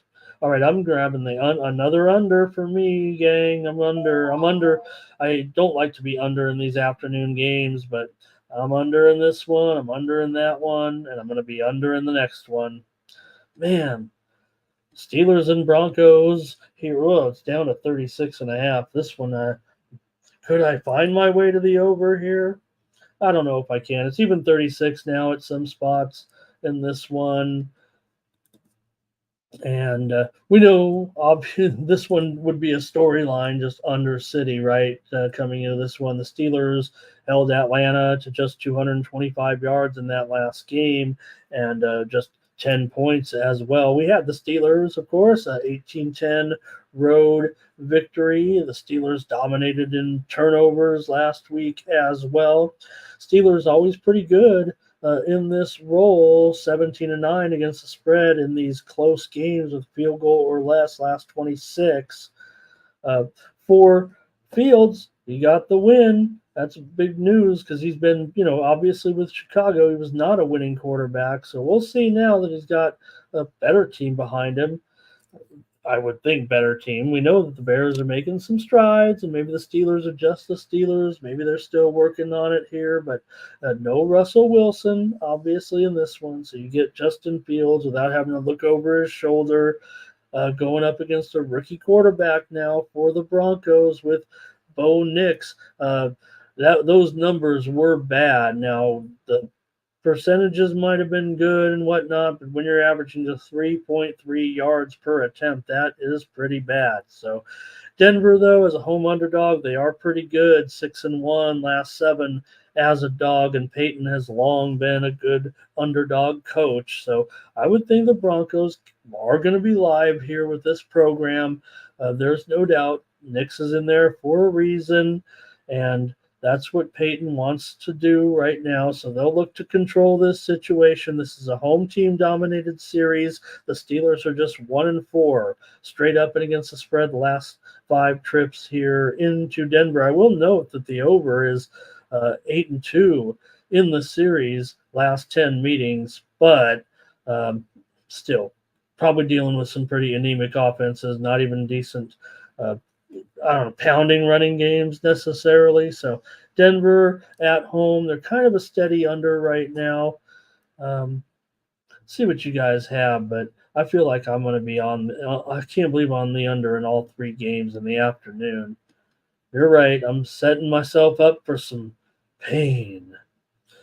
Here is the Broncos for Dougie. He'll take the points. He thinks Fields is going to get exposed here a little bit. Look, Denver's been working on this defense, right? I mean, they've got to start somewhere with Peyton, and Dre's going the under as well. Justin here going to go Steelers, a little bit of money line. And Jermaine says they'll be stuck 17-14 somewhere, probably right in there. And Bo Nix to get an interception here for Justin. Thomas says give him Denver. Here's Tariq on Denver. Steelers going to be overrated after the road victory, possibly. Trap God says Denver. Michelangelo's on the under, and that's it for the afternoon games. We've got one game at night. It's going to be the Bears taking on the Texans in this one. And Texans a pretty big favorite here over the Bears. And the Bears are, they're still supposed to be a pretty good team, even if they are starting a rookie quarterback, right? Look, I think right now, to me, I've been down on Williams' potential, but he has won my attention here at this point. I'm favoring him to be somewhat successful with the Bears, especially if this defense is what we think it is, right? That they will be very, very solid. That's part of the whole thing when you have a young, even a good quarterback. So maybe they will be. This doesn't feel like the right matchup for the Bears, and maybe the Texans will have the upper hand here in this one. But maybe we're still downgrading the Bears too much to be a 6-point dog. Still, man, with everyone knows how big of a fan I am of this Texans quarterback, C.J. Stroud. I think he's the man, certainly. And remember, he got a lot of stuff done last year. Yeah, he got knocked around too a little bit, but so did his receivers, and he still kind of came out with flying colors. Yeah, the games become tough, and he's still young, but I would think moving forward, he's going to only get better, and I love C.J. Stroud. So I think he's ahead of Williams here, kind of by far at this point. I think the Bears probably going to have the work cut out for him to get more than 2 touchdowns here against the Texans today, especially with no Keenan Allen. Odunze, probably, hey, if Williams to Odunze becomes a thing, I think that's going to be awesome. But right now, let's just see a few games. For the most part, the Bears were only able to manage 244 yards, 148 yards last week against in that game against the Titans. So they did win it, obviously, 24-17 with the special teams touchdown, the defensive touchdown here. But you do have C.J. Stroud, and I don't know if he'll make those kind of mistakes necessarily. So, all right, Bears here against the Texans. I'm going to grab another under. And, well, I guess I could just go all unders and hope to win them all. But really am feeling like it's going to be more towards the under here in this one. All right. Anything else from you guys on the NFL card? Let's look at this game. Texans, man, they can run. They can run the ball. Over 200 yards rushing last week. Thomas is on the Texans. Art Thompson is on the Texans. Trap God's on the Texans. Jermaine says take him on the money line. Robert's going to go under. Tom is going under. Jermaine says maybe I'll go put him in a parlay. Dre says leave the Bears and the points. Dougie says take the Texans. And he says maybe the Texans go to the bowl here this year. I certainly think they can be a candidate. They could be at that point, and they might start off here with the Bears coming off of a win like that. Maybe look, I want to put the Bears in the good category at this point. Maybe improve. Maybe they'll be better. Maybe this is even an underestimation of them, but I feel like it might just be a bad matchup here. All right, Michelangelo says take the Texans here as well. Oh, man, it almost got – I wonder if Thomas is chiming in. All right, give me the under, though, as my play here on the show. I think handicapper is going to prefer the under, but they also prefer the Texans big time. This is one of the more overwhelming picks by professional handicappers to date for sure, is the Houston Texans. All right. That's going to do it for football. Enjoy the NFL today. All right. Trap says he's got him rated fourth. Reese says first half. And Thomas says Texans are consensus play. All right. Got a little bit of Major League Baseball here we can cover real quick. Probably just going to go with the plays and get this show over with. And let's take a look here. I'm only going to go here over the games that are playoff games here at this point, playoff teams here at this point. And so let me get the schedule here. Go to the top of the board. Or at least top of the board, the games we're going to look at. And start it off with, thanks everybody if you're not sticking around here. There's our football consensus. Take a look. It's Houston Texans, Tampa Bay Buccaneers, and Jacksonville Jaguars. We're heading south. All right, got some baseball action today, including the Orioles are going to take on the Tigers here today with Povich. Povich going up against Keter Montero in this one. You've got Montero. That's about a pick 'em here at this point. And, yeah, let's make the Orioles the favorite. The Orioles are the favorite here. They might even be up to as high as $1.20 at some spots at this point. I knew a little hesitation there because I knew that wasn't going to be right, even if I did put it in as a pick 'em there early.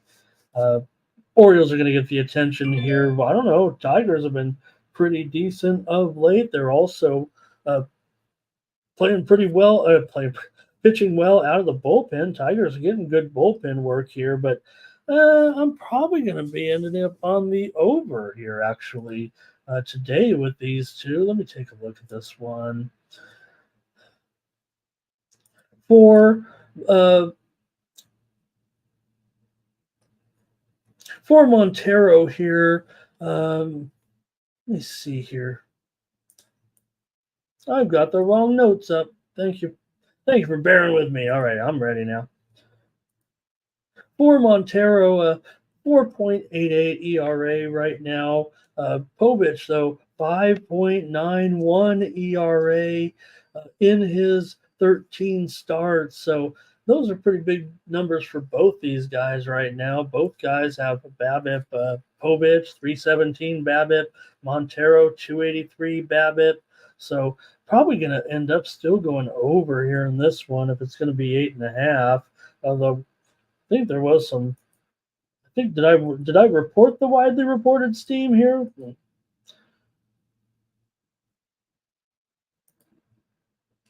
Let me take a look at that. I want to make sure I get it right. But currently, the line is at 8.5 over 20 still. So I'm okay with that. We're not seeing any nines out there just yet. So I'm willing to go over in this one with the Orioles and the Tigers. It was good news, obviously, yesterday for the O's, able to make up a little bit of ground here on the Tigers yesterday, right? So I mean on the Yankees yesterday. So maybe they keep going here with the bats. I'm going to favor the over in this one of these two pitchers. And I no doubt Tigers bullpen has been pretty darn solid here of late. Man, it's just been too late here, it feels like, for the Tigers. They need to win every game. The pressure's on the Orioles a little bit, but more so on the Tigers here. 2.5 games back right now. It does feel like, they don't have much of a chance left here with 13 games left. Twins are ahead of them. It's really only the Twins. I got to think the Orioles and Royals are in position here in the playoff picture. So I'm going to look to it as if we get runs here today with this one with Povich and Keter Montero. All right, here we go. We're underway with the baseball coverage. Jermaine may be on the Tigers here. And Detroit run line here for Dre. Michelangelo, first 5. Subhuman, great job last night, you guys. Great job on the show. Totally enjoyed it as I was watching the UFC Noche. And the gang was having fun. And Justin doesn't handicap the Roku game of the week. Comes on too early. By the time he realizes it's on, it's already the first inning and he can't find his Roku app. That's what happens to me anyway. When I'm like, where is this game? Oh, yeah. I got to go to my Roku app. And no, I do not want to subscribe. Just give me the free game, okay? All right, I've got enough services. Reds and Twins with Louder's been terrific, man. We've been lucky. It feels like we've been good with Louder, man. 0.59 ERA in his 3 starts so far. Steam did come in on the Twins here, but man, I don't know if I want it. I think I want Louder, especially against Festa. It's been a fiesta when he pitches with a 5 ERA in his 10 starts so far this season. 2-6 record when Festa's out there. And the Twins are 3-7 in those 10 starts. Louder's been good, 204 batting average against so far. I'm going to try the Reds again with Louder, man. This guy's cruising now. He's got to get these walks down, but he does find a way out of it. And he's not even a dominant strikeout pitcher necessarily, not like a Festa to a certain extent, but he works out of it. He's a dog here, and I like him, man. I'm taking the Reds here today against the Twins in this one. Mark it down. Give me the Reds with Louder, man. This guy's look good so far. Who do we got? Who do we got on anything? Reds double result here for Darren. First 5 and full game. Maybe Dre's going over here in this one. I'm going to take the Reds with Louder again. And next up, here's the Mets taking on the Phillies in this one. Hey, we had a winner somewhere in there. We had the under yesterday with Severino and Aller. We didn't have many baseball winners, it felt like, but we did get that one here. And you got Peterson coming in with a 2.98 ERA so far. The widely reported steam did come in on the under. In fact, let me take a look. It might even be under this one. Yeah, we're looking at 8s. We are looking at 8s. We're even looking at 8 under, slightly juiced here at this point. So I'm on the under. Not going to get a premium out of this.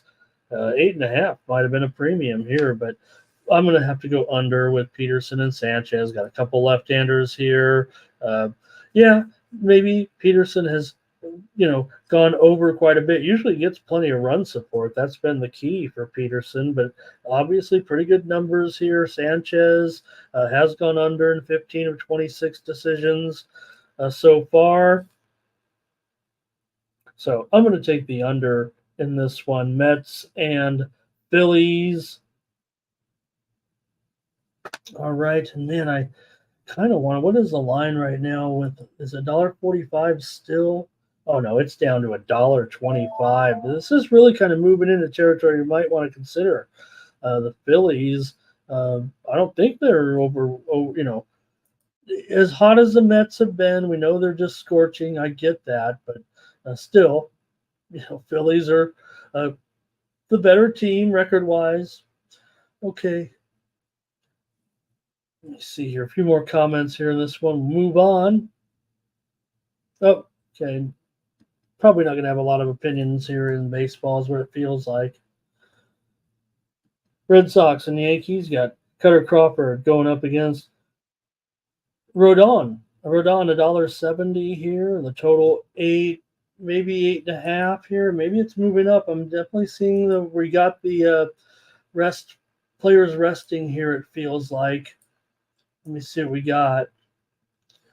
Rizzo not in the starting lineup. Verdugo not in the starting lineup. Those guys will get rest today. I don't know if you don't totally downgrade it, but I think I still kind of want to go over here at this one. In this one, if it's going to be, there is some 8s out there right now, juice to the over, but I say for the most part it's 8.5 under, and that's what I'm going to go over still with the Red Sox and the Yankees today.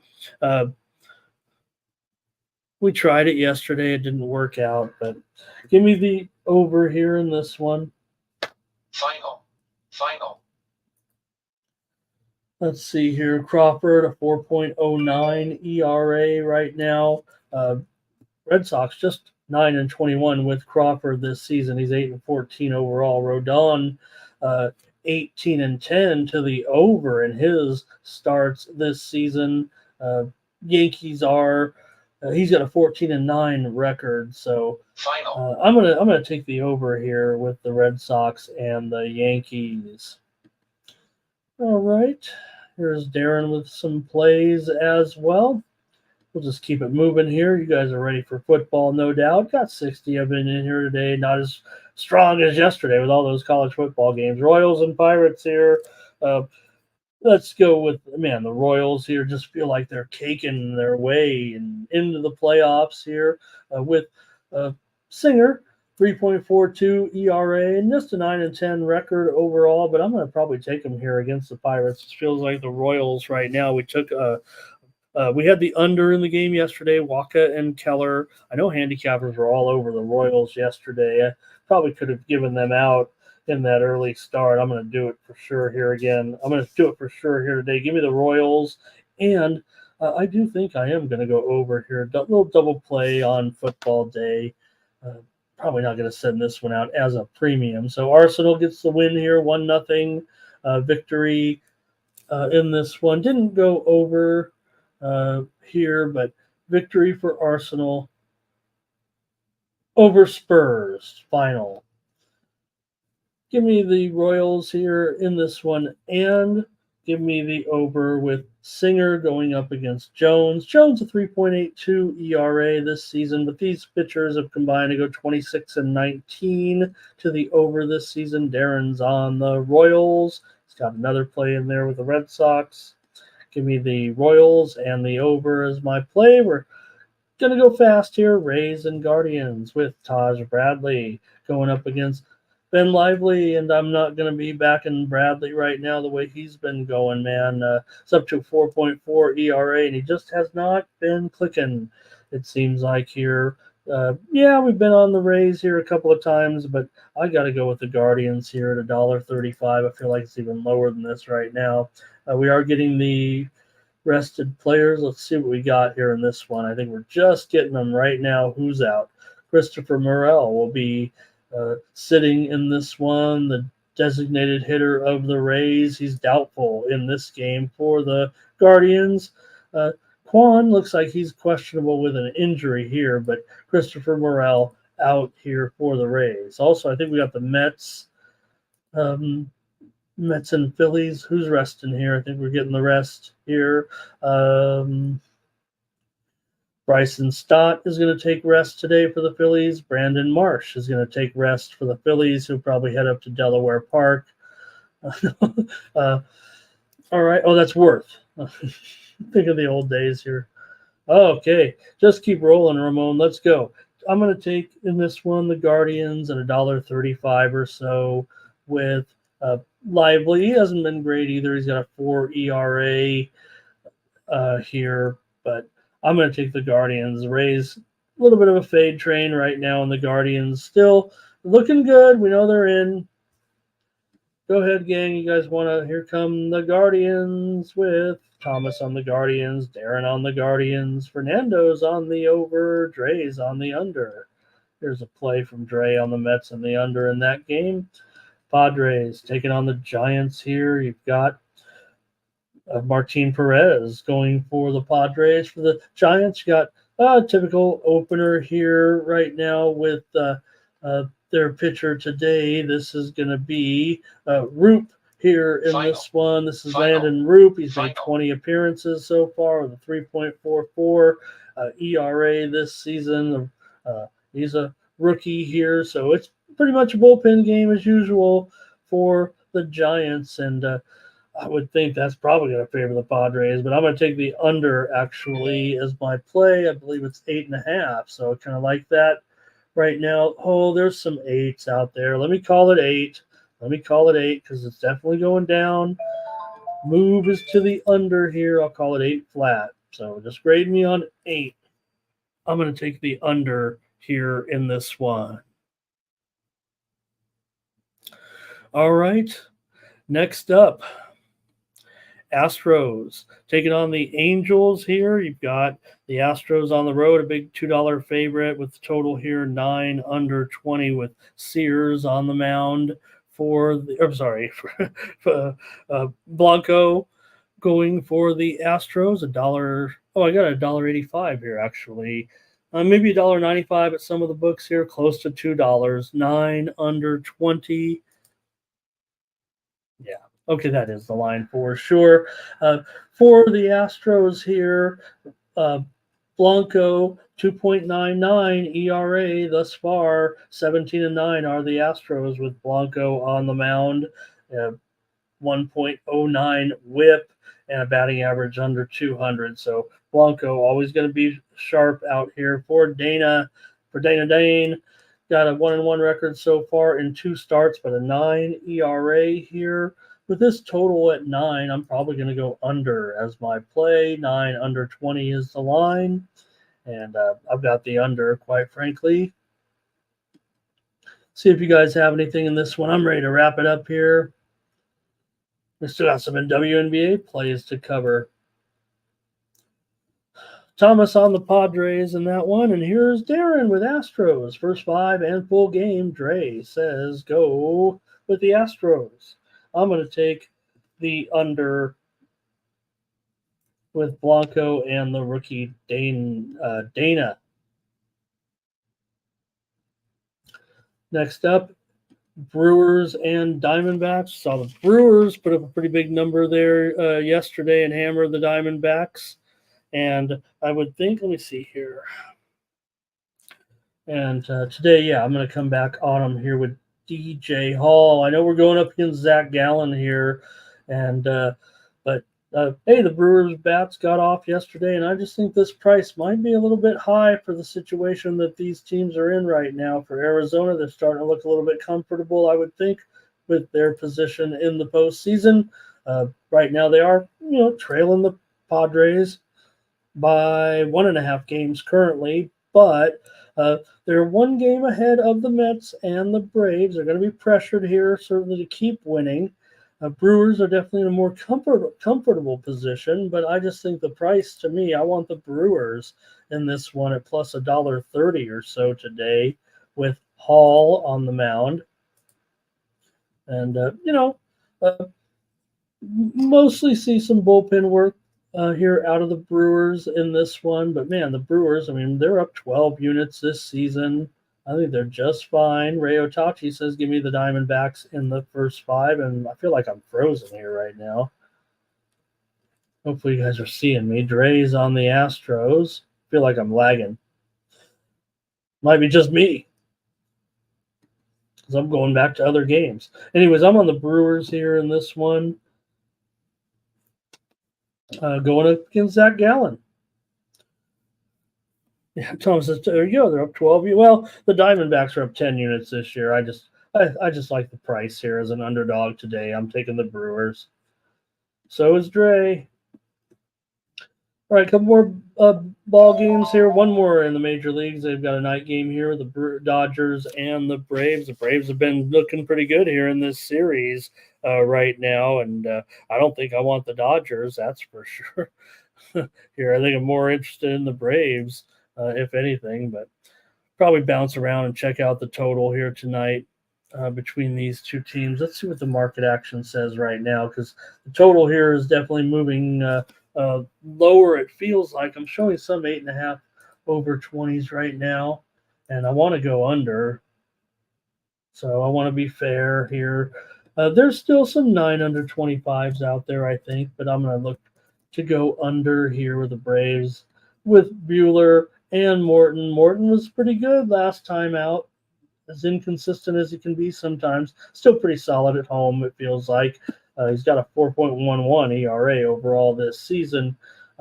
Buehler hasn't looked that great, certainly, with an ERA close to 6, but I'm going under tonight, Sunday Night Baseball. Still a big game here, I would think. Braves, the pressure's on the Braves. Got to keep winning here if they want to get to the postseason. They're battling with the Mets, it feels like, for that last playoff spot. The teams are in a deadlock right now. Dodgers have to feel pretty comfortable, so Buehler needs to work on things, and I would imagine he'll continue to get better here. I don't think these are long-term numbers here. Yeah, he might not be the same Buehler. He's got to work through getting healthy again, but I'm going to think this is a low, typical, maybe a Sunday night game here, low score. That's what I'm going to go with for my pick here on the show. All right.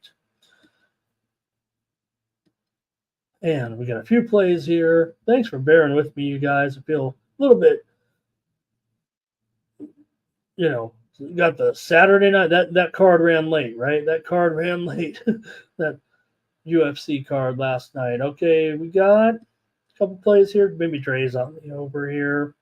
And no, Ray, I don't think my Padres are going to catch these guys right now, but I'm pretty excited about what's going on with the Padres again. It feels like they keep knocking on the door, and then they get punched back in the face. So I don't think they'll catch them here. Just about too short, 3.5 games back with 13 to play. It's probably going to be too much to make up. Although the Dodgers are, I think the problem for the Dodgers right now that they've got to consider is they're starting to show their little bit of weakness here right now. If the starting pitching is not healthy, and that is going to open the door. Maybe they think they can get it done with the bats, and you know what? They probably can. But for me, I think that's where you got to hope that you can attack the Dodgers here moving forward, that pitching will be just enough, weak enough that maybe the other teams can strike and knock them out of the playoffs. So that's a look at Major League Baseball on Roberto Clemente Day. How about that? Roberto Clemente Day today, September the 15th. This is the start of Hispanic Heritage Month in the United States, so that's why they chose September 15th. We know that Mr. Clemente passed away on New Year's Eve in that plane crash and was posthumously elected into the Hall of Fame. They waived the rule and said you can be in there because you're Roberto Clemente, 317 career hitter with 240 home runs, one of the best, and a great Pirate. All right, here we go, WNBA. Let's take a look at these with the games here. We've got the Dream taking on the Mystics, and this one's a pick'em here at this point. The Steam came in on the over here. 152.5 is long gone. Right now we're up to 154, and I thought the Mystics looked so good in that game. I was thinking the Dream at home, but when I saw the Mystics win that one on the road in impressive fashion, I thought the offense looked pretty good. These two battling it out, obviously, for that last playoff spot. I mean, Chicago's still hanging on by a thread somehow, right? But it is right now Mystics and Sky tied, followed by the Dream, one game back. So the Dream would need the upset here to kind of get involved. Sky are going to be in a close game at home. These are really interesting games today. Certainly, this one's at 3 Eastern, noon Pacific. I'm going over here. I think Washington's offense is looking really good right now, and well, they just beat the Dream on the road. Maybe that would think the Dream could, flip the script a little bit and come in here and win. But it does feel like the Mystics personnel is a little bit better at this point than the Dream. Overall. So I'm going to take the over here in this one. Steam came in on Atlanta. Steam came in on the over, but I'm going to take the over. I'm going to take the over. Okay, Darren says got the Mystics in the first half. Our Thompson's going to go with the over. We've got 6 games to look at here in the WNBA, and we got to get this show over. Here's the Wings and the Fever. You got the Wings here in this one, favored now by probably 9 points or more at this point. Fever here, big move today. They took the steam. I'm sure they could probably win this one and cover this big number, but let me go a double play here. Let me make sure. Let me look at the market action. I want to go over, as I said already. I know this is a wild total, and we're all going to say, what? And a lot of these totals, right, that we've seen the big number, they just don't get there unless the Indiana Fever are involved sometimes. And the ones that they haven't, it seems like they've been playing better teams. And I think here against a bad team like the Wings, that will just favor the Fever here, favor the Fever. They can certainly play it at a good pace. I've got this one. I'll just say it'll get to 190 in this one. Maybe that's a premium, but I'm still scared to go premium on some of these totals. They just haven't been getting there enough, it feels like. So I will try it here as a free play and think it's still going to be a crazy game, and it probably ends up like 190 or something like that. The Fever maybe they'll be shooting for 100. They'll be shooting for 100 in this one, and I don't know if I can go with them getting a cover of double digits here at this point. It's definitely 9 or more here at this point. So give me the over and see if we can get it, and maybe our Tom's going to say still can take the Fever here in this one. The Wings are obviously dead in 11th place. Their season's over. So, all right. Next up, Lynx and Liberty. And I'm going to take the Liberty here to cover the spread. The Lynx are awesome. We know that. The Liberty's even more awesome. And this could be 2 of the top teams, obviously, moving forward. But I feel like it could be a little bit of a dead spot here for the Lynx. They cannot catch the Liberty. They do have to stay ahead of the Connecticut Sun here at this point. But for me, I would feel like this is one where maybe the Lynx just they got to really get up for something like this here, right? The Liberty are just cruising through everybody at this point. The widely reported steam came in on the under. Why would these teams be all interested in playing a bunch of defense here when you're playing out the string a little bit, just making sure you get to the playoffs? Like I said, the Lynx do have a little bit of pressure, especially if they lose, because the Sun are going to be in a game where, well, quite frankly, they're underdogs tonight against the Aces. So you could look at it that way also for the Lynx. Like, well, hey, we expect the Aces to lose. We'd like to win this game. We're up against a team that's better than us. How will the Liberty treat it? The Liberty, if anything, they are locked up in that number 1 spot. So that might put some people on the Lynx. It's not officially locked up here, right? 3-game lead. That's one thing I didn't look to see. A 3-game lead with 3 games to play still seems pretty automatic for the Liberty to finish number 1. Our Tom says, take the Liberty. And I will take the Liberty as my play here. All right, next up, Sparks and Storm. Big news came across last night. Drew Lloyd is going to miss this game with an injury, and that's why the spread is about 9 and not 12. Also, Meg Begor, she's going to miss this game as well with a concussion. But the Sparks, they're missing some players too. We know Odyssey Sims, she's questionable for this game. Ari McDonald, she's questionable with an ankle injury.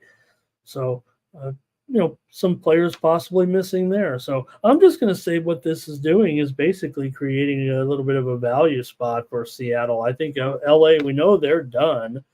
So, they're going for that first draft pick. The Storm are in position here where they could actually try to move up on the Aces, even though I said the Aces were expected to win tonight. The Storm really can't go down. They were almost free rolling here a little bit.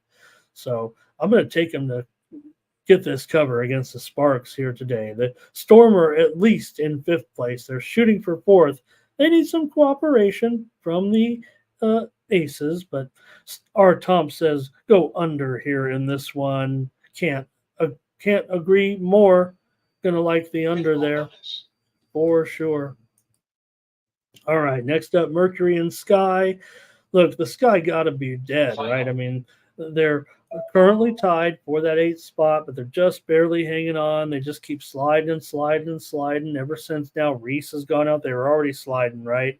Going up against a Phoenix team that they are probably definitely locked in their position in 7th. They could maybe take the game off, and maybe the Sky can rustle up, enough momentum maybe to get the win here, but Phoenix is now up to a 3-point favorite. They are probably the public team here, it feels like a little bit in this one. So I'm going to end up here taking the Phoenix Mercury to win and cover. Chicago struggling. I don't even think the motivational factors of the Mercury are going to be enough here to help the Sky. I'm going to take the Mercury to crush them. The Sky's struggling offensively too currently right now. Look, Reese is not a great field goal percentage shooter, but we know what her game has brought to the team. And, well, maybe she was the glue on that dysfunctional team. I don't know. R. Tom says take the Mercury with me. All right, one more, and then we're going to wrap it up here with the Sun and the Aces. And, well, the Aces here, 5-point favorite, total 158.5. This one's definitely gone down here a little bit. And I would think for me, I'm going to try to grab the Connecticut Sun. Like I said, I think the position of the Aces here, they definitely are trying to stay ahead of the Seattle Storm. The Sun, meanwhile, they are trying to get up into 2nd place. They can't fall to 3rd, that's for sure. So I think we get a good game here tonight. And I'd rather take the points, quite frankly, in what could be a close game. I think what we saw is the Aces were kind of getting their mojo back against bad teams. They were starting to blow those teams out. They got the double digits. Remember, they weren't beating any double digits, and they did. And then maybe against the good teams, they were winning the games, but maybe not getting the number. So maybe that happens here, and we get a close game. I'm going to take the Sun tonight as my play, and so is our Thompson. That's going to do it here on the Morning Steam. I want to thank everybody for joining me. We'll be back tomorrow with more Morning Steam here at 9 a.m. Eastern and 6 Pacific. I'll try to make my head a little bit smaller tomorrow and see if Mikey can help me out. So please join me then. We'll preview Monday Night Football, Major League Baseball, and the like on tomorrow's show. And don't forget, follow me over at Winnable. You can go over there and get free picks from me. Sign up for $0. You can also get my paid pick packages there as well. If you need a little more action from me, get my best plays over there at Winnable. Hopefully give you just a bunch of free winners right here, but got to be honest, I think the games that I felt the most confident in, I'm putting over there behind the paywall. That's how you can support me here on the channel by subscribing to that premium pick package over there. Hopefully not a hustle, but hey, I want to keep coming back and joining you here, so hopefully you'll support me over there, and we'll have a great time together. All right, thanks a lot, you guys, for bearing with me here. I was feeling a little fatigued after that busy day yesterday, but, don't run those UFC games late into the UFC events late in the night, and I'll be just fine. Put me to bed at a decent hour on a Saturday night after basically Team No Sleep on those Friday night, Saturday night, getting ready for that big college football card. But I wouldn't have it any other way. And I'm not going to sleep through the games. I'm watching all those games. So I appreciate everybody here joining me on the Morning Steam for Sports Money Network. I'm Ramon Scott. So long.